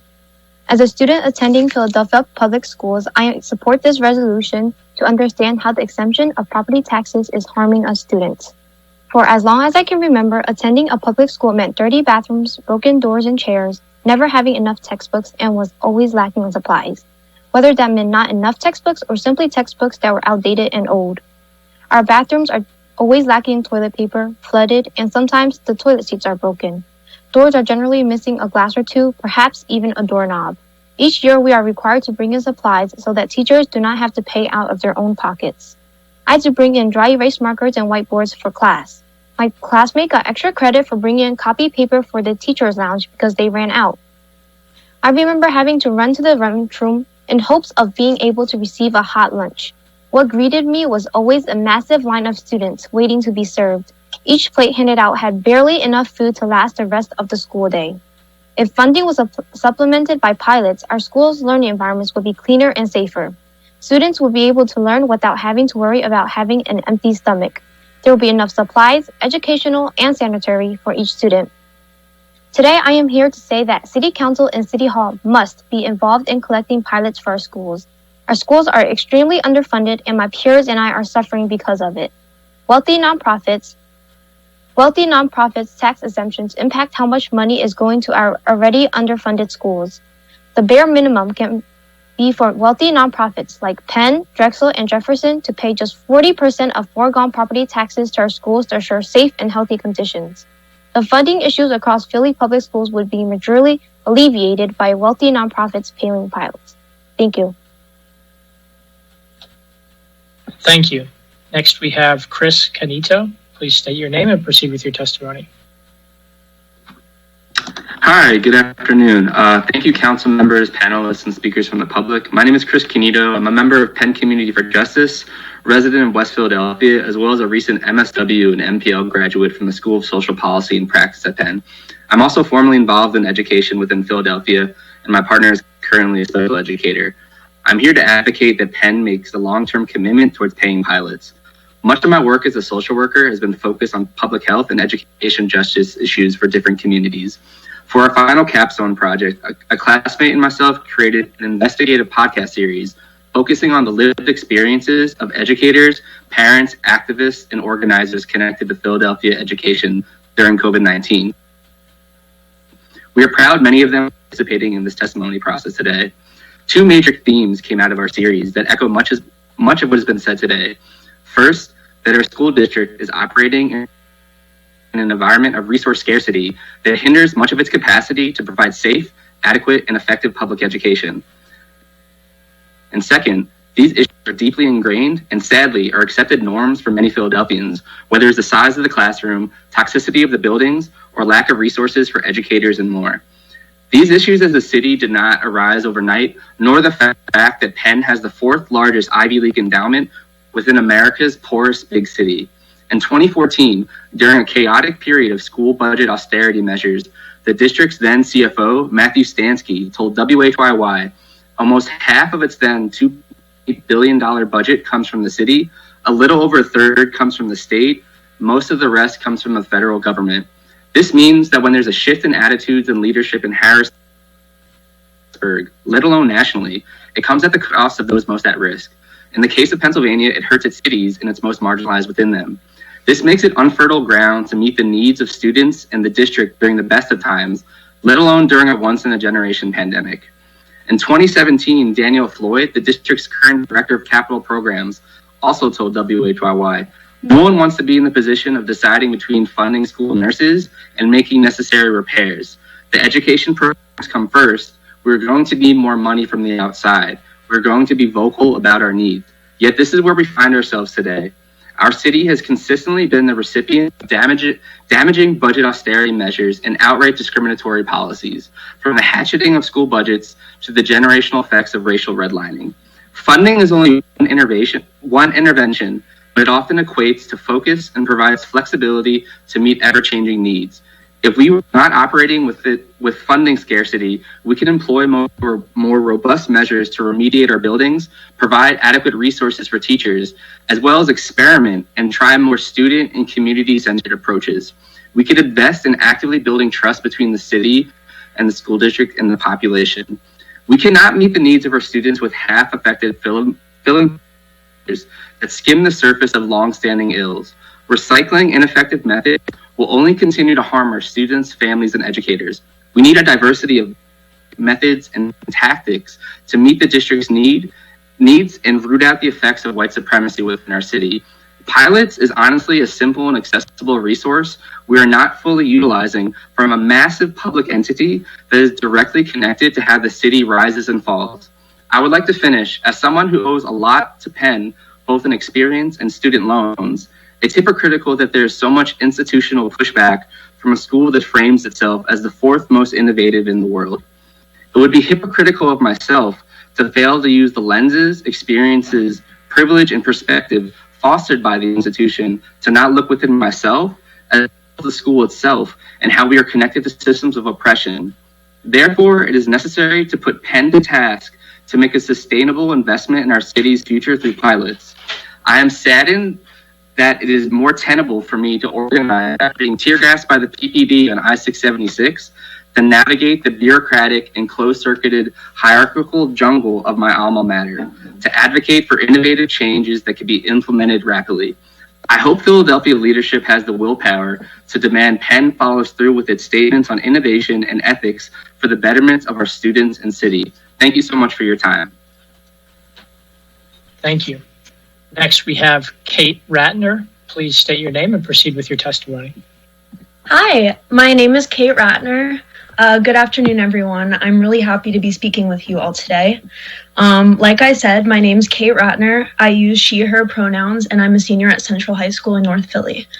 I figured I wouldn't come here today to repeat familiar statistics. The overwhelming endowments of our local mega nonprofits, our school district's barely sustainable budget, were the absolute necessity for the University of Pennsylvania, Drexel University, and Thomas Jefferson University to pay annual property taxes to the city of Philadelphia. The raw numbers have not been convincing enough, which I find embarrassing and unfortunate. I'm a pretty lucky kid. I've spent 8 years in Philadelphia schools with strong alumni and home and school associations, auctions, and dedicatory libraries and playground structures. I go to Central now, and before I went to Albert M. Greenfield School. This is not the norm for Philadelphia School District students.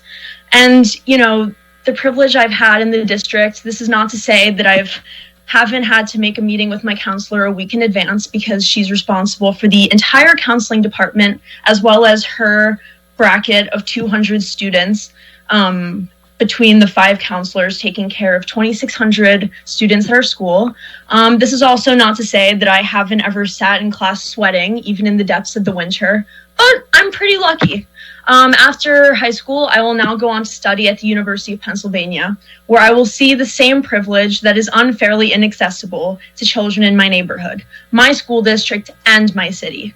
I promise that during my time at Penn, I will advocate for those who haven't been designated as the lucky kids with the home and school associations and the alumni associations and the nice library by this corrupt system of deal making, exchange, and placing business over education equity and inequality.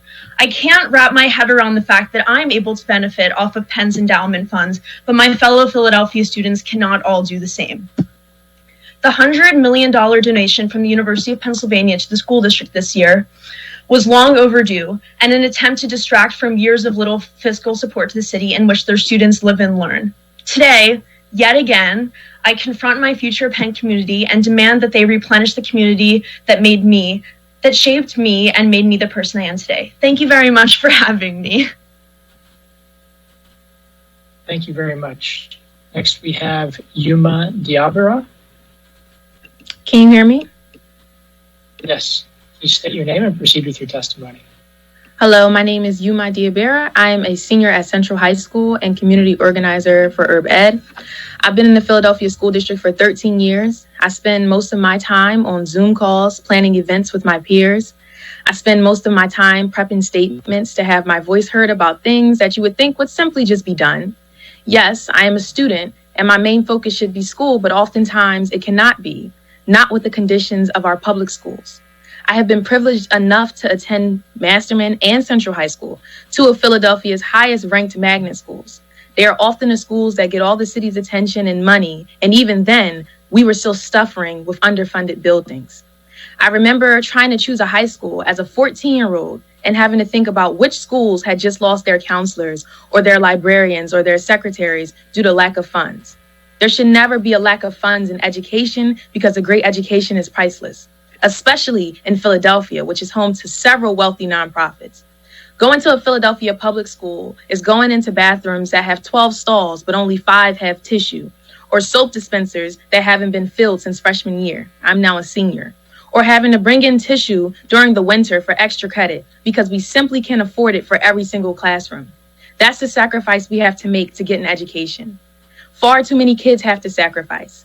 I had to travel an hour every morning to get to school because the schools in my neighborhood were understaffed and underfunded. Kids shouldn't have to sacrifice like that to get a good education. Our biggest worry should be our next test or what dress we're wearing to prom, not our schools being underfunded. The consequences of underfunded schools have fallen on the shoulders of our educators, our parents, and us as students. So I place it back on these nonprofits. I'm asking you to support pilots, to support our public schools, to publicly declare that equitable education is your priority, the city's priority. By supporting pilots, you show that students and teachers and the parents of Philadelphia are the priority, that fully funded public schools are the priority, that education is the priority. Thank you for your time. Thank you very much. Next, we have Samantha Sussin. Please state your name and proceed with your testimony. Hello, my name is Samantha Sussin. Good afternoon, City Council members. Thank you for the opportunity to speak today. I am here as a concerned Philadelphia community member and Jefferson alumna. The statement I am about to read gathered 123 signatures from Jefferson students, staff, faculty, and alumni working in healthcare-related fields. We are dedicated to ensuring that Jefferson takes on the responsibility of ensuring a safe, healthy, and equitable future for the most vulnerable members of our community, our children. In recent years, Jefferson has been expanding its presence in Philadelphia healthcare by acquiring major health systems in the area, including the Einstein system in North Philadelphia. The enterprise currently has more than $5 billion in annual revenue, which stands to grow with this latest acquisition. COVID-19 has, of course, impacted that revenue, as it has for health systems across the country. In spite of these losses, Jefferson is not only continuing with its plans to merge with Einstein, an acquisition valued at $599 million, but also building a new outpatient medical building in Center City valued at $762 million. Jefferson's growth will eventually yield more revenue. As it continues to expand, we advocate for the inclusion of pilots in its budget and a commitment to Philadelphia public schools. We recognize that these expansions are driven by Jefferson's mission to improve lives throughout the city of Philadelphia, but we challenge the notion that increasing its square footage is the only way to accomplish that mission. Instead, we propose that Jefferson can also improve lives by creating room in their budget for Philadelphia's public schools, which require at least $125 million to remediate the lead and asbestos exposure that students face, and $5 billion for all the necessary repairs to make schools safe. Accessibility to quality healthcare and sustained well-being can not only consist of increasing the number of healthcare facilities in a community. The educational environment has a significant impact on children's ability to learn and succeed. We know that educational achievement and resources are crucial to current and future health outcomes. We know that this is not Jefferson's responsibility alone, but if Jefferson is truly committed to the public health of Philadelphia, it must consider the consequences of continued inaction. School children in Philadelphia are 3 times more likely than the national average to have asthma, and children in our most underserved communities have an average life expectancy 20 years shorter than children in other zip codes. By committing 40% of its foregone property taxes, a small percentage of its operating budget, to school repairs rather to new buildings and acquisitions, Jefferson could address this mounting public health crisis, a crisis that only stands to get worse as schools face an increasing budget deficit and necessary repairs become more and more delayed. If Jefferson can commit $44.2 million to renovate its executive offices in 2020, it can certainly evaluate whether it can make a more substantial contribution to the health of Philadelphia's children. Paying pilots would go a long way towards fulfilling Jefferson's mission to improve lives and reduce health disparities in its home city. Thank you.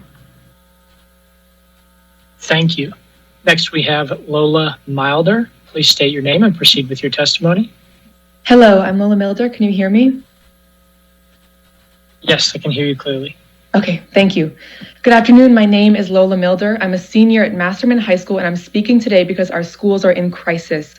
And that reality becomes much more painful in the context of the wealthy nonprofits that inhabit our city but do not contribute to it, including universities like UPenn, Drexel, and Jefferson.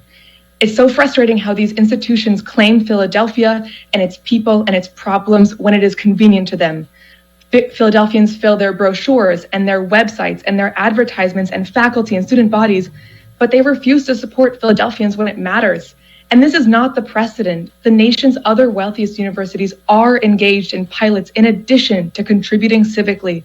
So when Philadelphia's mega nonprofits point to redevelopment and university police forces and other civic contributions, we have to push them further. We cannot accept that as enough. Our schools need fiscal support, not selective volunteerism.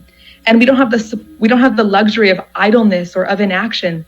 The crisis that plagues our schools threatens the health of our students and teachers daily. We don't have enough counselors at my school to protect the mental health of all of our students. The 3 counselors are each responsible for the mental well-being and academic guidance of 400 students. There are days where I visited their office 3 times and been continually unable to speak with them, not because they don't care, but because they're stretched so thinly. Nor do we have enough support to protect our teachers from exhaustion. Each year, my teachers are contributing more out of their pocket for school supplies and juggling larger classes and more students.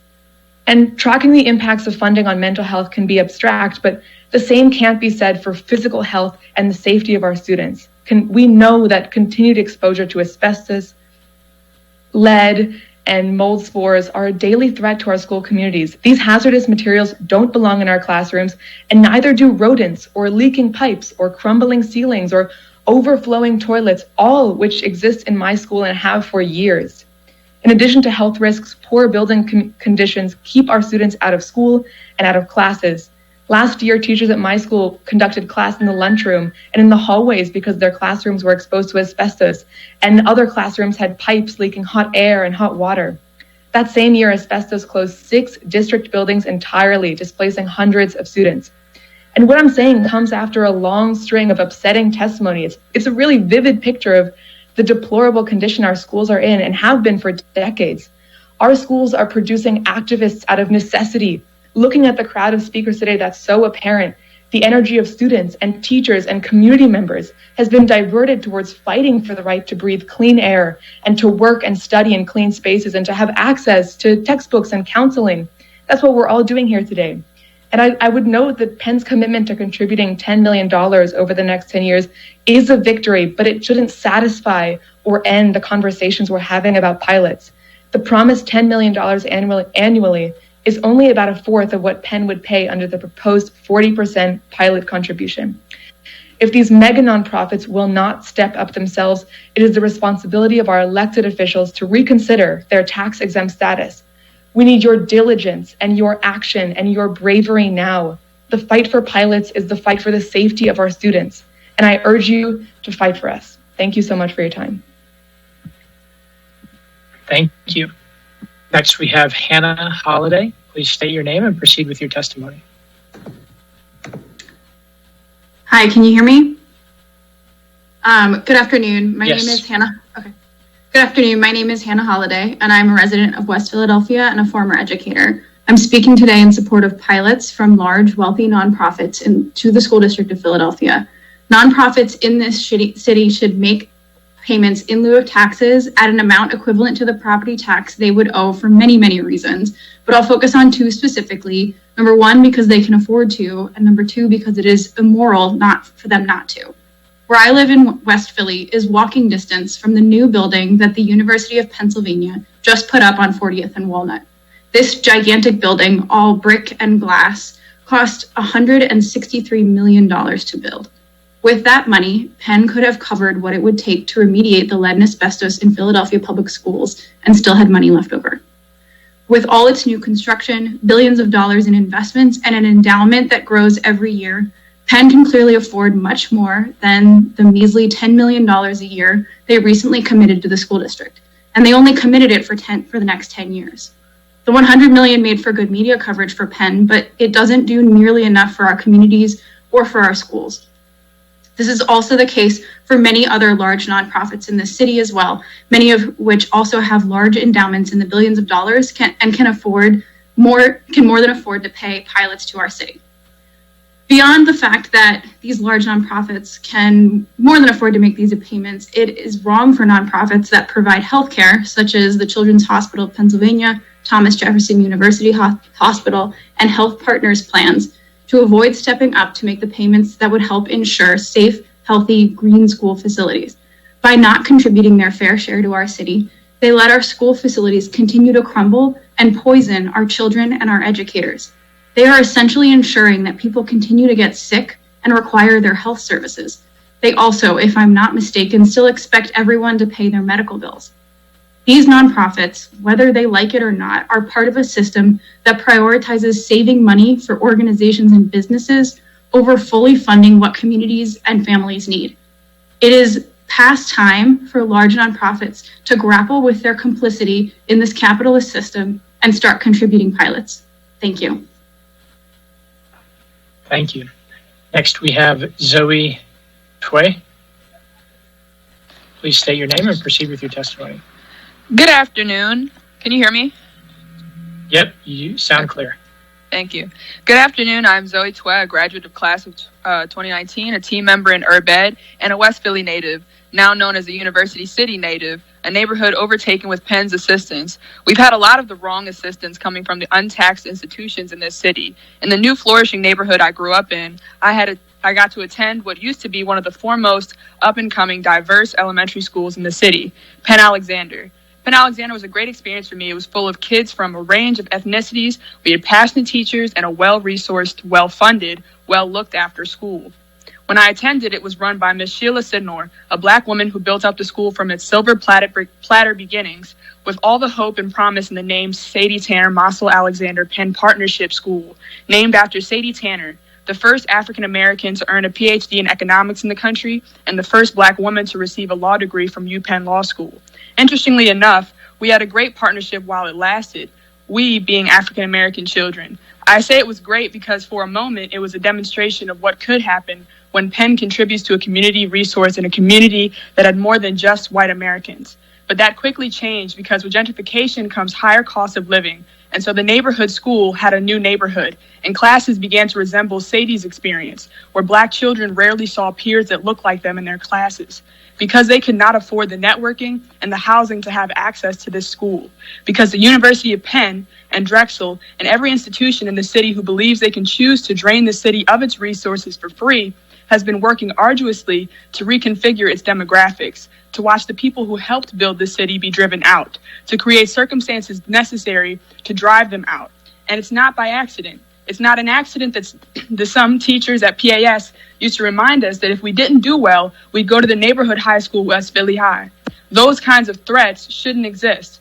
My former classmates shouldn't have to travel damn near an hour and a half to get to school every morning because the schools down the street from them are either getting shut down for lack of funds or are barely keeping their heads above water. The teachers and parents in this city have been making do the best they can with what little resources we have in our leaking budget, while these untaxed institutions have gone on expanding, leeching, and repainting our city how they see fit. I'm curious who this city belongs to. What does it take to not have to abide by the rules?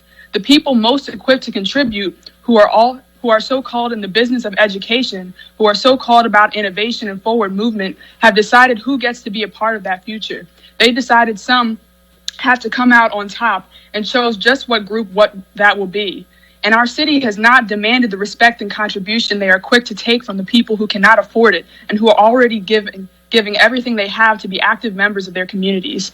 I'm curious who the city council serves. Were you voted in to serve the current neighbors living here, or are you done with us? Have you given up on who we are and invested in the new Philadelphia these institutions are set on building? A sanctuary city painted white, affluent, private, and privileged. I'm here to remind you that as the saying goes, this is our city, and these are our schools. If you live here with us, then you pay just like we pay. You be a part of the right side of history. We've already seen what graduates of UPenn can do in Oval Office. We are very clear about what these institutions stand for. So this is not about a dream of them caring about the well-being of the community. It's about remembering the certainties in life, doing your part, paying your taxes. It's about reciprocity. We've given plenty. It's your turn now. Thank you very much. Next, we have Ryan Thatch, I believe, joining us by phone. Please state your name and proceed with your testimony. Hello? Yes, I can hear you. Just make sure that you speak loudly so that everyone can hear you. All right, thank you. Please state your name and proceed with your testimony. Hello, my name is Ryan Thatch. And hello, committee. I'm Ryan Thatch, a student at Central High School and a youth apprentice at Viet. If pilots are going to be left unpaid, district-wide students and schools will continue to decline in education and health. My middle school, which had opened in 2000, is a school that stands underfunded. Although being a new building, the departments have to reuse books that are torn and undone. The music department is partly filled with reused and broken instruments. There are not many extracurriculars that are available because there are minuscule amounts of resources to allow students to have an option. As usual, the school is literally crippling in areas of the halls, as well as the rooms. And school lunches are dissatisfying and militaristic-like. Even back to elementary school, I face these same environments and problems. Hoping to see a difference in high school, I will come to realize that I was entering a similar environment. In my experience, the water systems have problems throughout the year, and teachers and students in their classes have to share books and supplies because of the imbalanced ratio from students to ions.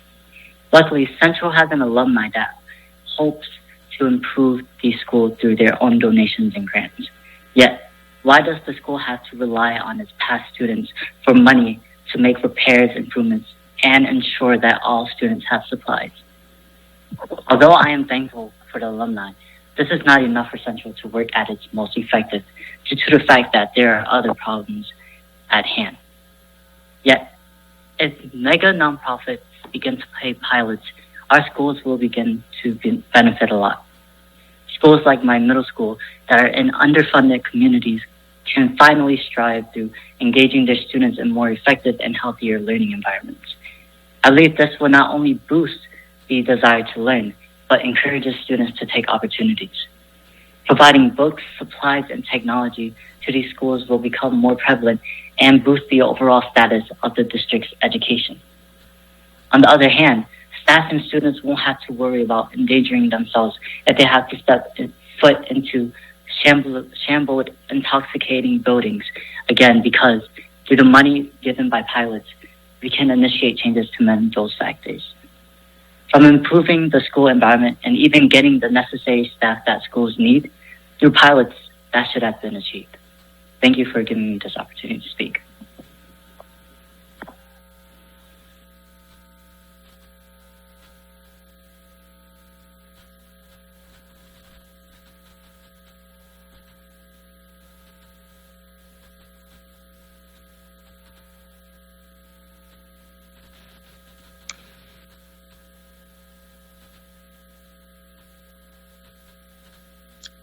Okay. Can you hear me, Councilmember Brooks?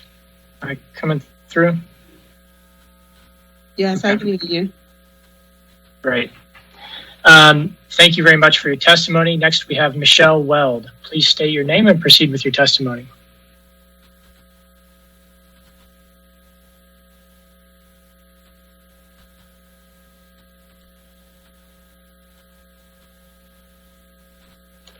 Ms. Weld, are you there? Can you hear me? Yes, I can hear you now. I apologize. My camera's not working. So my name is Michelle Stanfield Weld. I'm the parent of 2 children currently enrolled in the Philadelphia public school system. I would like to express my gratitude for the opportunity to speak to the council and any and all persons involved in this issue today.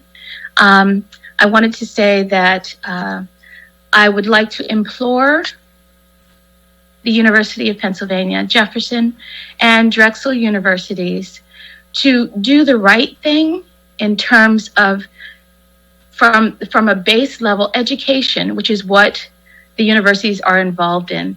And being such, the foundations of education should be protected and upheld. So in our Philadelphia public schools, the right thing to do is to give what you have. The best education is to educate by example. So these universities with high-level degrees and people and systems to include investors with great amounts of money, I, as a yoga instructor, certified RYT, a parent, and someone who moved to Philadelphia 20 years ago, and I don't see a great deal of change in what's happening. It's very disappointing at best. The examples should be much better in terms of what's given, what's expected, and just producing in our communities health, education, and support systems that show value for human life and humanity at large. My idea is that if the highest levels of institutions of education in America cannot at the very least express or show humanity to the masses, then what are they there for? Thank you so much for your time. Thank you very much. Next, we have Samantha Rise. Please state your name and proceed with your testimony. Thank you so much. Good afternoon. Gratitude as always. Advocating for our communities and the opportunity to speak. Thank you also to all of our youth organizers and educators who've shown up on this call for themselves and for the students that come after them, and to all of the teachers, educators, paraprofessionals, et cetera, who have become organizers in their best interest in this unprecedented moment. I'm not a public educator or a caregiver. I'm not a student. I'm not even a Philly native.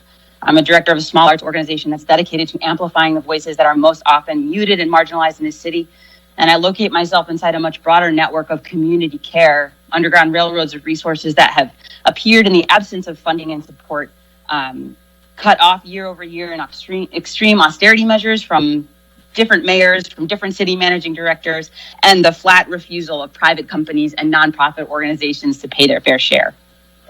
I'm here to amplify the demands you've already heard from Philly students and teachers and community organizers, as well as my neighbors, including next door longtime Philly residents, products of the Philly school systems themselves, and Penn's essential workers. Because it's past time wealthy nonprofits reconcile the debts they owe this community with permanent direct payments to the district. So I'm encouraging any kind of investigation or process necessary to greenlight that process and to enforce it. Chronic underfunding creates a landscape of lack and a quality of scarcity and incarceration in our school buildings. And for all of the belt tightening and the gaslighting of our educators and students that they're subjected to, all the focus we place on gun violence and on poverty in our city, we overlook wealthy nonprofits who promise service and value-added contributions while siphoning generational wealth and unraveling the most vibrant cultural fabrics in our cities. It's unconscionable to me and to so many others that higher institutions that tout their connections to legacies of education, to the spirit of innovation, billions in trusts, hundreds of millions in tuition annually, would profit, and those with the most potential. Young people are organizing right now to demand the support that they're owed by these institutions and by the city. These institutions have for decades and centuries benefited from literally living rent-free in our communities. But they have the means to remediate lead and asbestos, to provide internet and technology, to prioritize access and resources to local students. And yet, year after year, they demonstrate who and what they prioritize. They choose profit over Philly. These institutions can't be bastions of innovation and education if they refuse to address with direct support the vital need of those folks who are in the shadow of your ever-growing institutions. Because overlooking and undervaluing Philadelphia students, staff, and facilities is not an accident. It's strategic. Penn siphoning labor from Black and brown communities while gentrifying neighborhoods and double-dipping land grabs while they increase property values, and prioritizing out-of-state students and wooing out-of-state wealth while their own student populations struggle, is absolutely appalling. $100 million per university per year is a reasonable annual contribution to our city's education system, not a one-time gift in 2020 in the midst of a global pandemic. Private companies and wealthy for-profits and nonprofits have revealed their extractive and predatory agendas within Philly communities. And as a direct result of tireless efforts by community and council members to balance the books, we're starting to see a shift. Still, it's literally pennies on the dollar to the amount that Penn rakes in over the labor of Philadelphia's essential workers, students, and educators. $100 million over 10 years is a strategy to absolve themselves from guilt and responsibility. And I know many on this call will speak to the further injustice of Penn and Drexel's willingness to invest in policing over the heads of students in literal life-threatening conditions. You heard from them what they experience on the daily. Our city habitually undervalues those essential community members that engine a truly sustainable path forward, and wealthy nonprofits encourage that model because they benefit from it. To the surprise of no one, the folks most impacted by the utter disregard and extractive practices of these wealthy nonprofits are also the community members who have imagined, co-designed, and prepared the solutions that will rebalance the toxicity between wealthy nonprofits in this city and our communities. So I'm grateful to the council members who have done the work, been doing the work, and will do the work on this council, and the city mayor's office to initiate both an investigation and take immediate action. Our students don't need another task force. They need swift, decisive action in such a moment as this. Penn shouldn't feel entitled to our continuous investment in their mission, their vision, or their values if they don't first invest in ours. Pilots are non-negotiable. They are not an occasional gesture of goodwill. They are their responsibility to the communities that Penn, Drexel, Jefferson occupy. Our students deserve the world, and the time has come for them to loosen their grip on the resources our hearts, homes, and minds furnish. We don't need another program in lieu of taxes, another project in lieu of taxes, another process in lieu of taxes, another service in lieu of taxes, another excuse in lieu of taxes. Penn and Drexel no longer live rent-free in our neighborhoods. Thanks always to students, to organizers, to you council members. Thank you for your time. Thank you. Next, we have Heather Atkinson. Please state your name and proceed with your testimony. Good Good afternoon, Council, and thank you for taking the time to hear from our community about this important issue. It is so wonderful to see true advocates of our schools in positions of power in our city today. While many of us have long been pushing for payments in lieu of taxes from our wealthiest nonprofit institutions in Philadelphia as simply the right thing to do, this year is different. As we struggle to recover from the pandemic, the city faces over $500 million budget shortfall with no real relief in sight. The time is upon us to seek any and all streams of revenue to support our services and, most importantly, our schools. As we make budget decisions this year that will negatively impact many of our neighbors, we simply cannot afford not to ask for these payments. 15 to 20% of the city's total real estate value is owned by nonprofits who benefit from city services but pay nothing to support our city. The city depends primarily on property taxes to fund our city services, and when so much land is exempt from paying, it makes funding those services even more difficult. The University of Pennsylvania alone owns over $3.2 billion in property for which no property taxes are collected. Let's learn from other large cities like Boston, who ask universities and hospitals to pay 25% of the amount they would otherwise pay in property taxes. They collect these payments from at least the top 25 nonprofits in their city, and we should too. In the 90s, dozens of the city's wealthiest nonprofits made pilots, and it's time that they step up again and do their part to help a city and a school system that is desperately in need of these funds. While the amount of money raised may not be that much when looking at the total city budget, it would certainly be helpful in supporting our crumbling schools and help us to provide the bare minimum: safe school buildings. Students and teachers are being made sick and in some cases dying due to the time they spend in our toxic schools. This is why I ask that this money be collected and placed in a fund designated for our schools. We need to put our children and their education first. They are the future of this great city.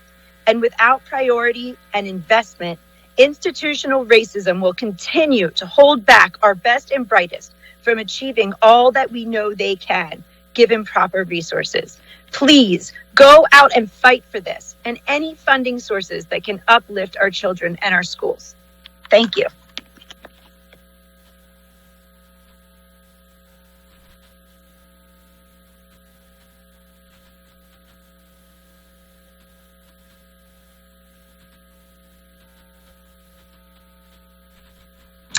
Mr. Clerk, you're on mute.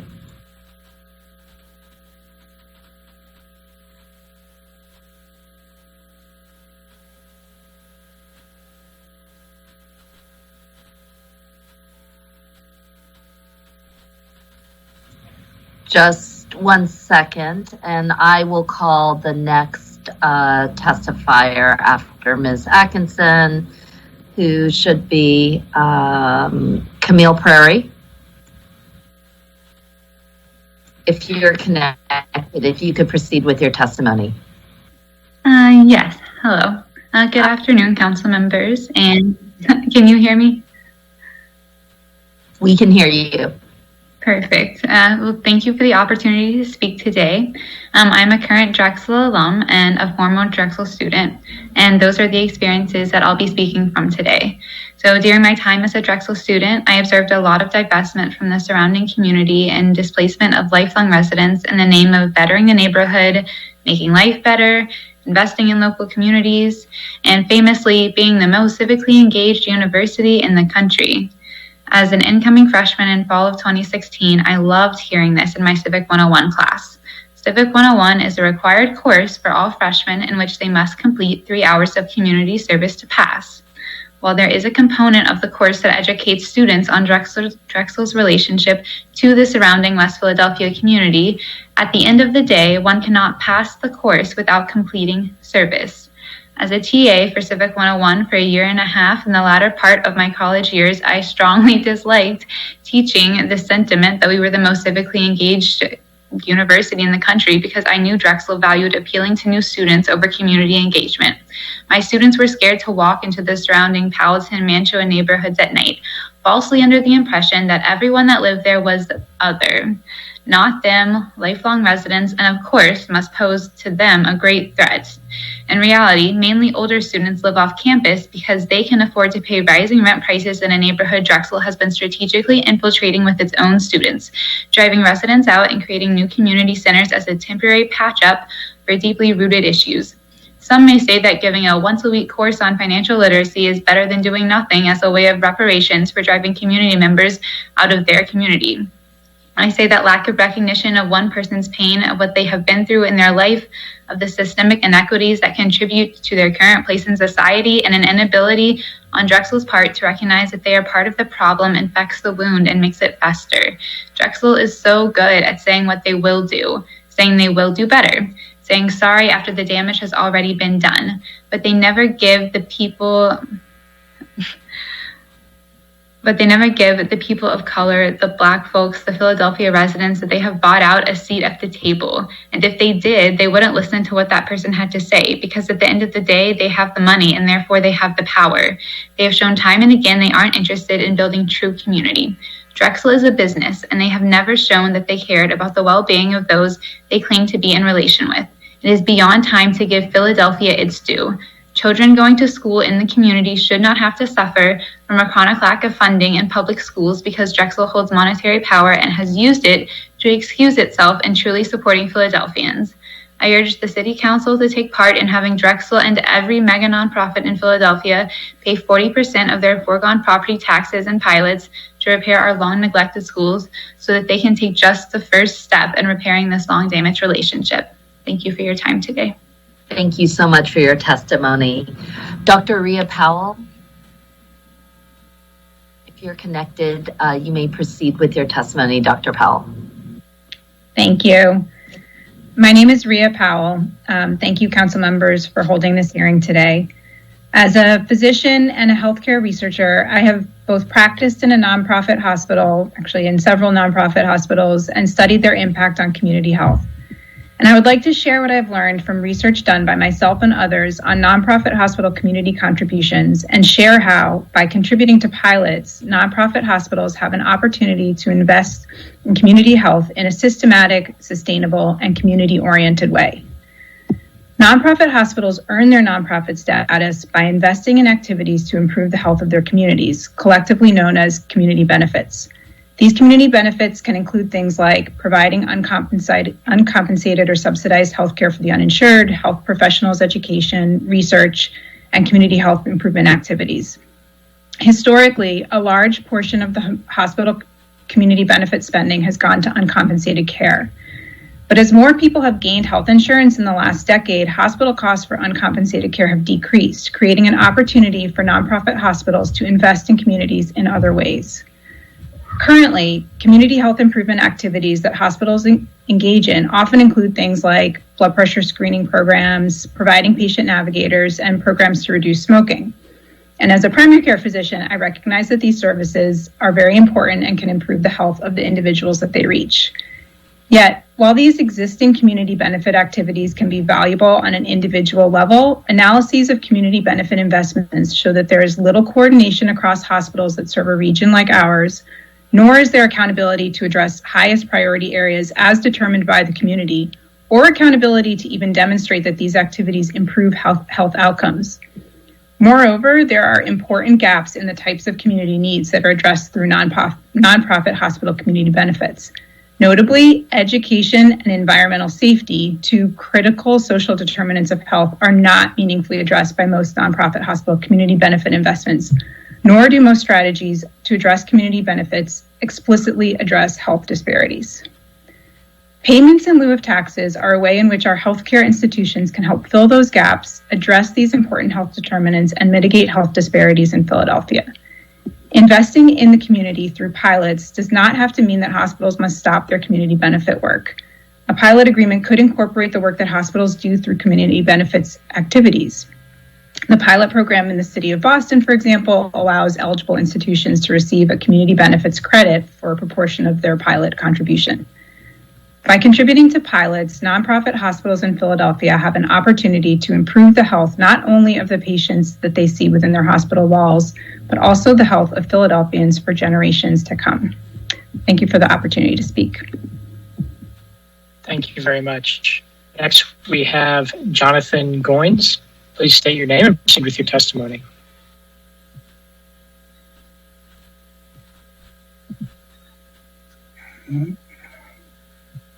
Good Jonathan, afternoon. there? Yes, can you hear me? Yep. Okay, good afternoon, Madam Chair and council members. My name is Jonathan Goins, and I'm here to express my support for the call for pilots from major nonprofit institutions in Philadelphia.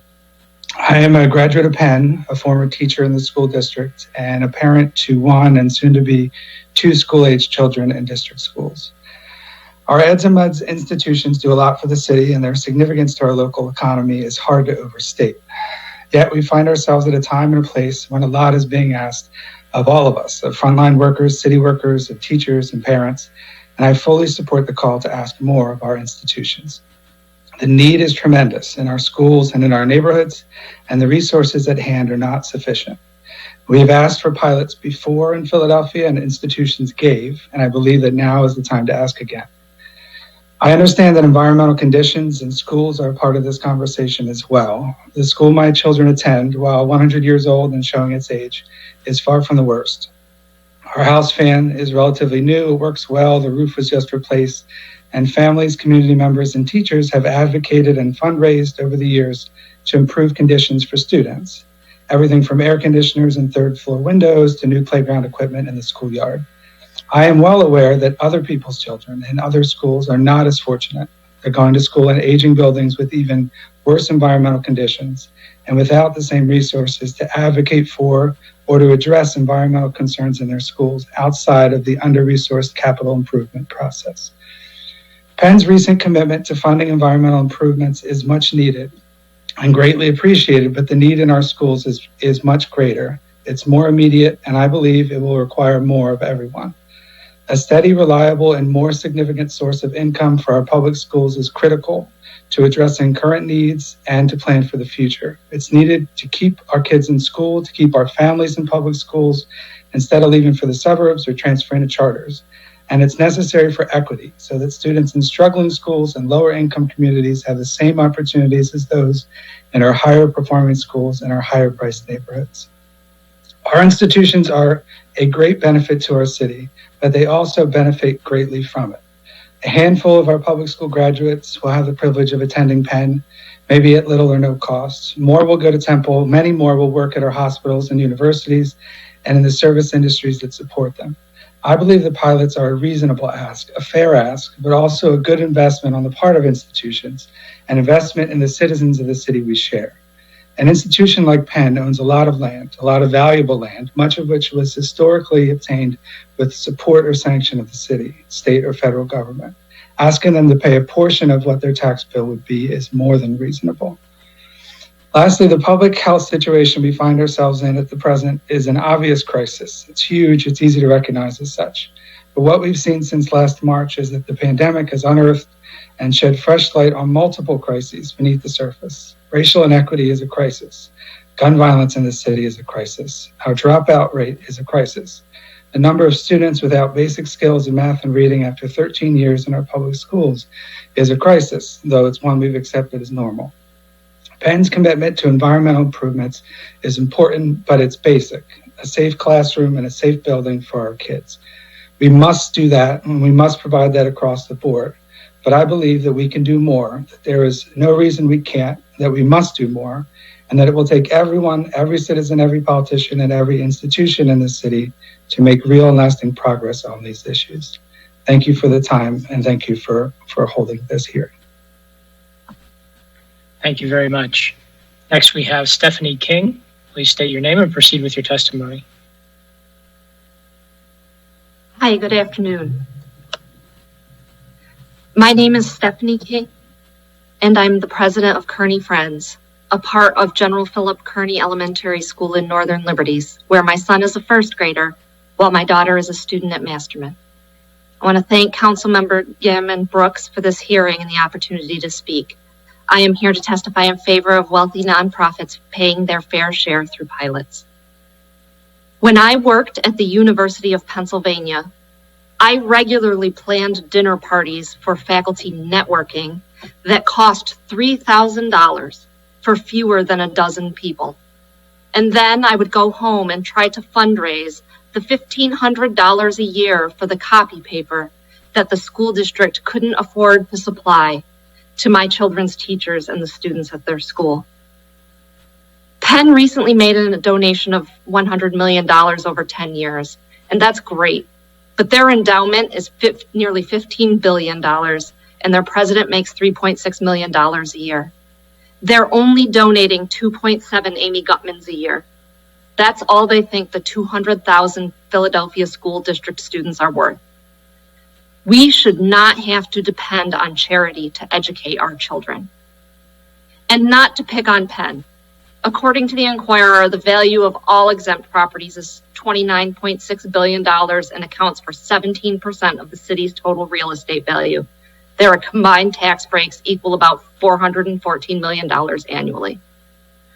Why do we care more about these institutions than our children? Where is the next generation of Philadelphians going to come from to attend or work at or patronize these establishments if we systematically throw them under the bus for tax breaks at every turn? Schools should not need to be adopted by benevolent billionaires to get what they need, like Penn has done with Sadie Alexander to the point that it's called Penn Alexander, and now Drexel is building a school for Powell. What about all the rest of the schools in the city? We just sit around and hope that we're like little orphan Annie waiting for Daddy Warbucks? Our children should not have to be kept like pets. It's not my children's fault that they weren't born in the shadow of some shiny new tower that these universities keep building with their millions of dollars. Colleges are building rock climbing walls for their students, while our children's classrooms are laced with asbestos. By making these organizations tax exempt, we have made them obligation exempt. We don't let our school students get away with unexcused absences. Philadelphia has gone on long enough with giving these organizations an excuse note for their absence from their obligation to the rest of the city. Philly's wealthy nonprofit organizations need to agree to make payments in lieu of taxes. Thank you. Thank you very much. Thank you so much, Ms. King. Next, we have Winter Schneider joining us by phone, I believe. Please state your name and proceed with your testimony. My name is Winter Schneider, and I speak today as a non-Black transplant to Philadelphia, a former adjunct professor at Drexel University, a parent to a second grader at Samuel Towle Elementary, and a resident of West Philadelphia. I believe that wealthy nonprofits like Drexel University must pay pilots as a way to begin to heal their structural relationship to the neighborhoods where they themselves grow and thrive. As institutions like Drexel have expanded, they have created, maintained, and perpetuated nothing short of systemic inequity in West Philadelphia and in the city at large. Systemic inequity and structural violence may sound like abstract terms, but the deep, corrosive, and generational impact that school underfunding has on public school students, teachers, and staff is anything but abstract, as you hear today. I got a taste of this myself when my son Idris, a kindergartner at Southwark Elementary at the time, internalized the unsafe, overcrowded, and overstretched conditions in his school as acute stress and self-harm.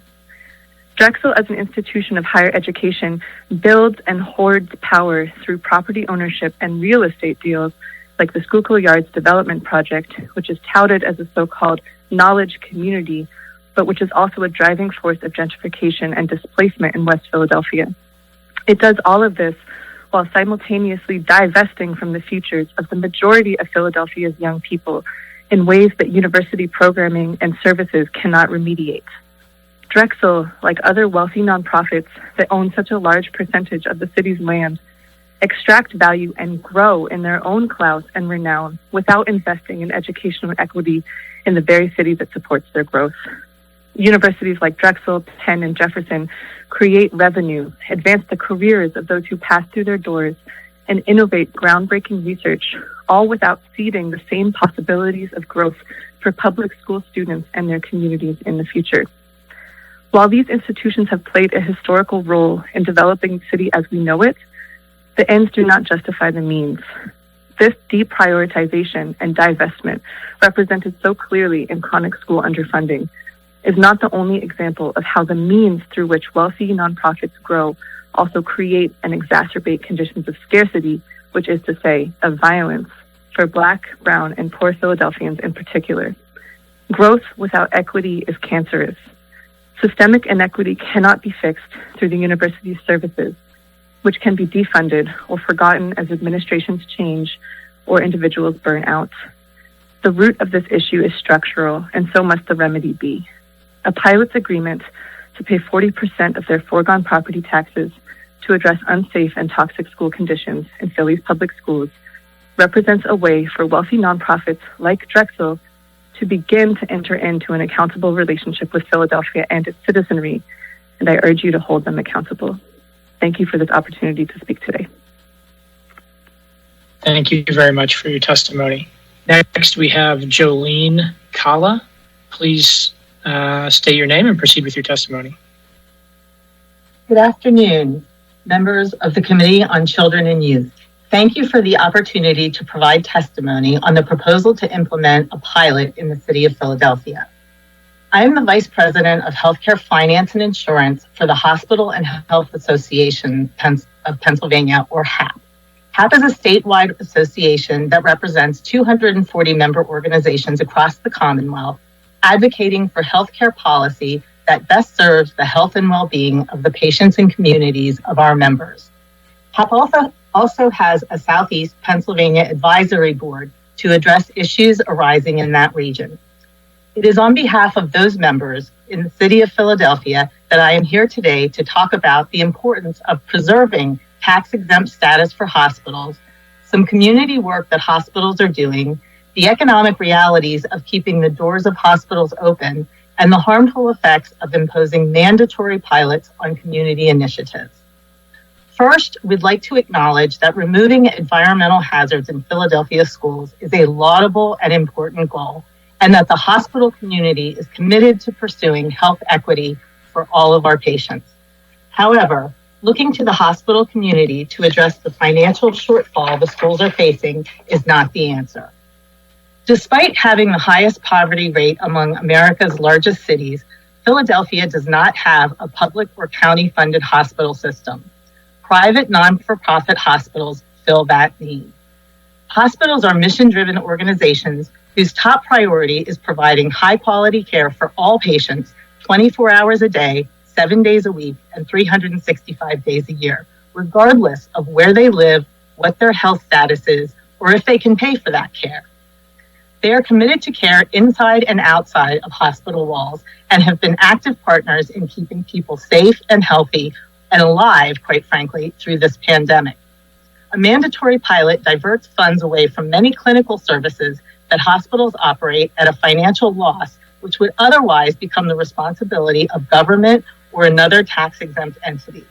Some examples of these services include neonatal intensive care units, addiction services, psychiatric care, emergency and trauma, and special clinics to serve low-income communities. Pilots also divert funds from the local workforce and development programs, innovative programs to address housing issues, and a myriad of other meaningful community projects and services that hospitals currently support to benefit the most vulnerable local residents. Each year, tax-exempt hospitals are required to demonstrate accountability to the communities they serve by reporting to the IRS on the benefits that they provide using the Form 990, and they must make it publicly available. Based on those filings in 2017, hospitals provided approximately $1 billion in community benefit to Philadelphia residents. Hospitals are also economic drivers in their community. In fiscal year 2019, Philadelphia hospitals directly employed 51,948 people and indirectly supported another 60,867 city jobs. They also contributed $25.8 billion in spending on the local economy. Despite varying degrees of financial challenges, hospitals are committed to being anchor institutions in Philadelphia communities, and through the years, they've demonstrated support for the city by fulfilling community needs in numerous ways. The COVID-19 pandemic has had a disproportionate impact on economically disadvantaged and minority communities in Philadelphia. In an effort to address this disparity in care, hospitals are working to expand testing and vaccination efforts in Philadelphia's hardest hit communities. They're collaborating with community stakeholders to vaccinate local residents throughout the city. As we speak right now, hospitals are setting up and staffing community vaccine clinics on a volunteer basis in places of worship, recreation centers, schools, and other locations to ensure that the most vulnerable Philadelphians have access to the COVID-19 vaccine. In addition to that highly visible support, I'd like to take a moment just to highlight two other projects that you might not be aware of. These projects are part of what is called the COACH initiative. COACH stands for Collaborative Opportunities to Advance Community Health. This initiative launched in 2015 and is funded by the hospital community. It brings 18 hospitals and 16 public health, community, and insurer partners together to identify and address specific local community health needs. Two current areas of focus are on food insecurity and trauma-informed care. The first project on food insecurity, which is defined as the lack of consistent access to sufficient nutritious food necessary to lead a healthy life. Nationally, 12.7% of households are affected by this. In Philadelphia, that number jumps to 21.7% of Philadelphia residents. Philadelphia hospitals are leading efforts to address this need.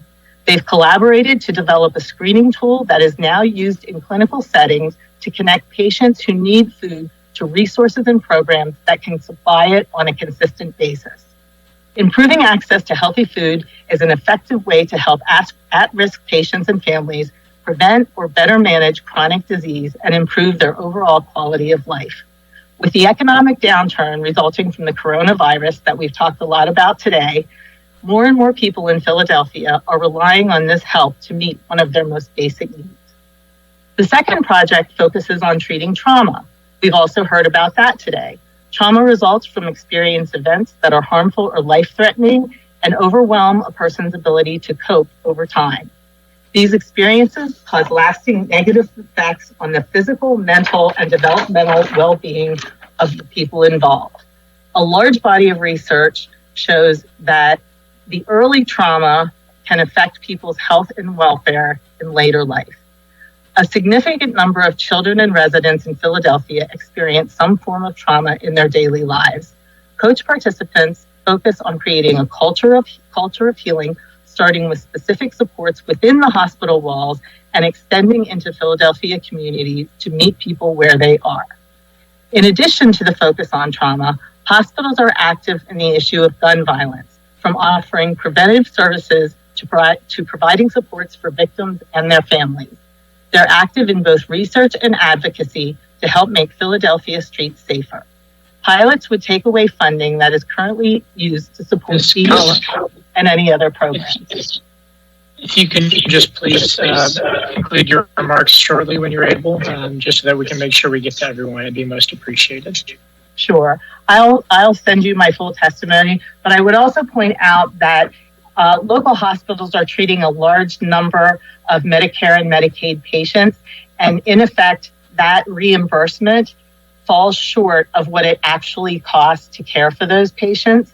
So some of the funding that we're talking about is really contributing to the care of those people in Philadelphia. There's also been an impact of the pandemic, and then certainly we can talk about the other reasons and contributions that hospitals make that are beyond the clinical, that they serve day to day. So for all the reasons previously mentioned, and on behalf of Pennsylvania hospitals, we strongly oppose the imposition of mandatory pilots. Thank you. Thank you very much, Ms. Kella. And I appreciate your taking the time to testify. I do, understand that you're representing the Hospitals Association. I mean, one of the things I would just take issue with a little bit is that pilots have to be in some way perceived as being in opposition to stated hospital goals. And if you could just mute, I think we're hearing a back and forth, Ms. Calla, so if you could just mute. Thank you. So, to be clear, there have been a number of partnerships that the city of Philadelphia has had with its hospitals, including recognizing the fact that asbestos, mold, lead poisoning, exposure to unsafe, unhealthy conditions has actually put young people into hospitals, has exacerbated unnecessary hospital visits, including data and very specific case issues that have been made public through the Philadelphia Inquirer's Toxic Schools investigatory reports and other things that we know to be accurate. So I think, or to have been reported rather and confirmed. So I think, in part, this discussion should be one in which we should seek an overall investment in the public health and recognize that pilots are not necessarily antithetical to that. They can double down on investments that have been made.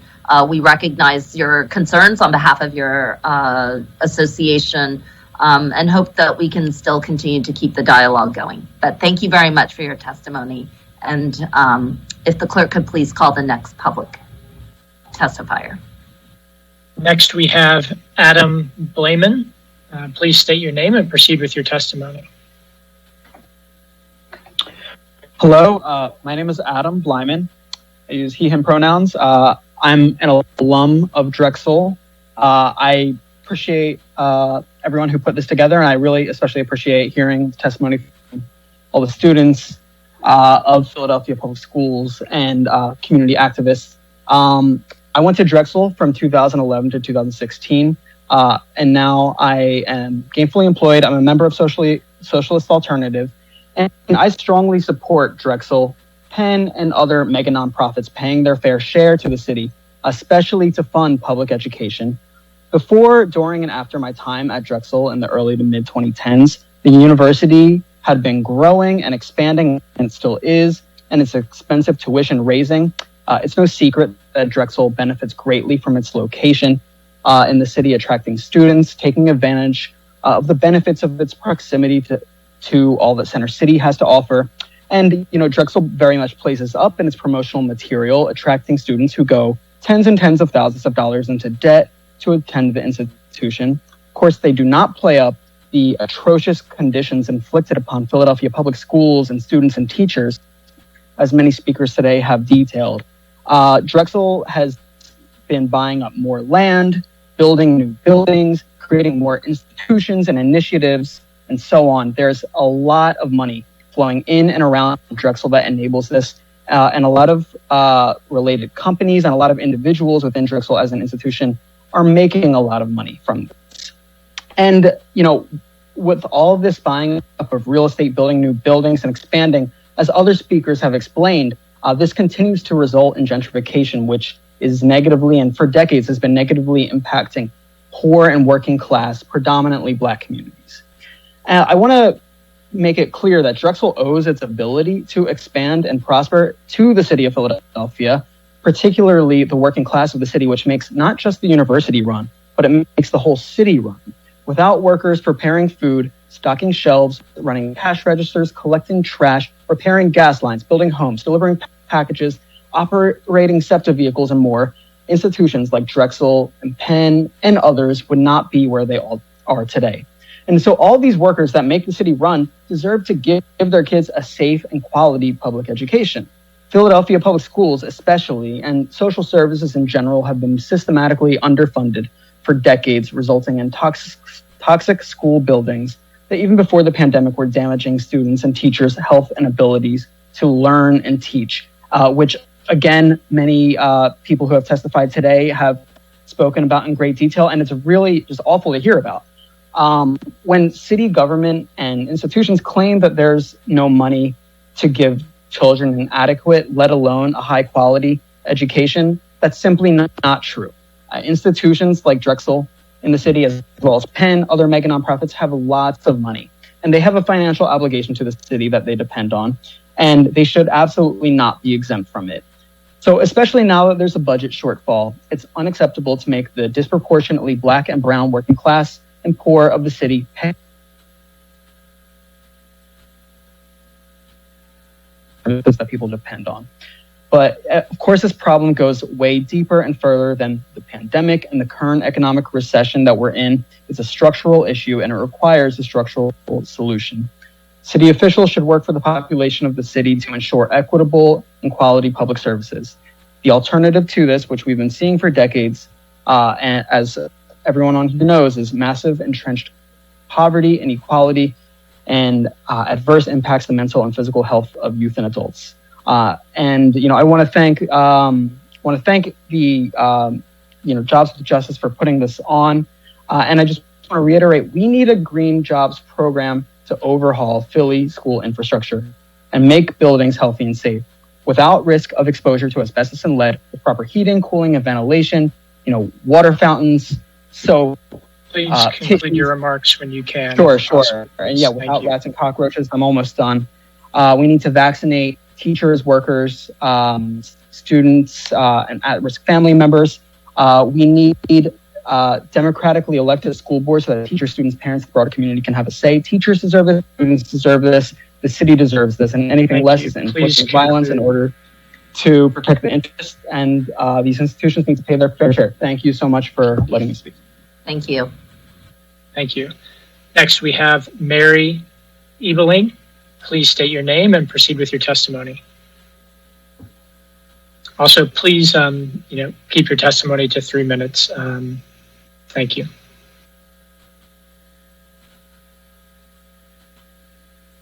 Ms. Ebeling, are you on the line? Mary?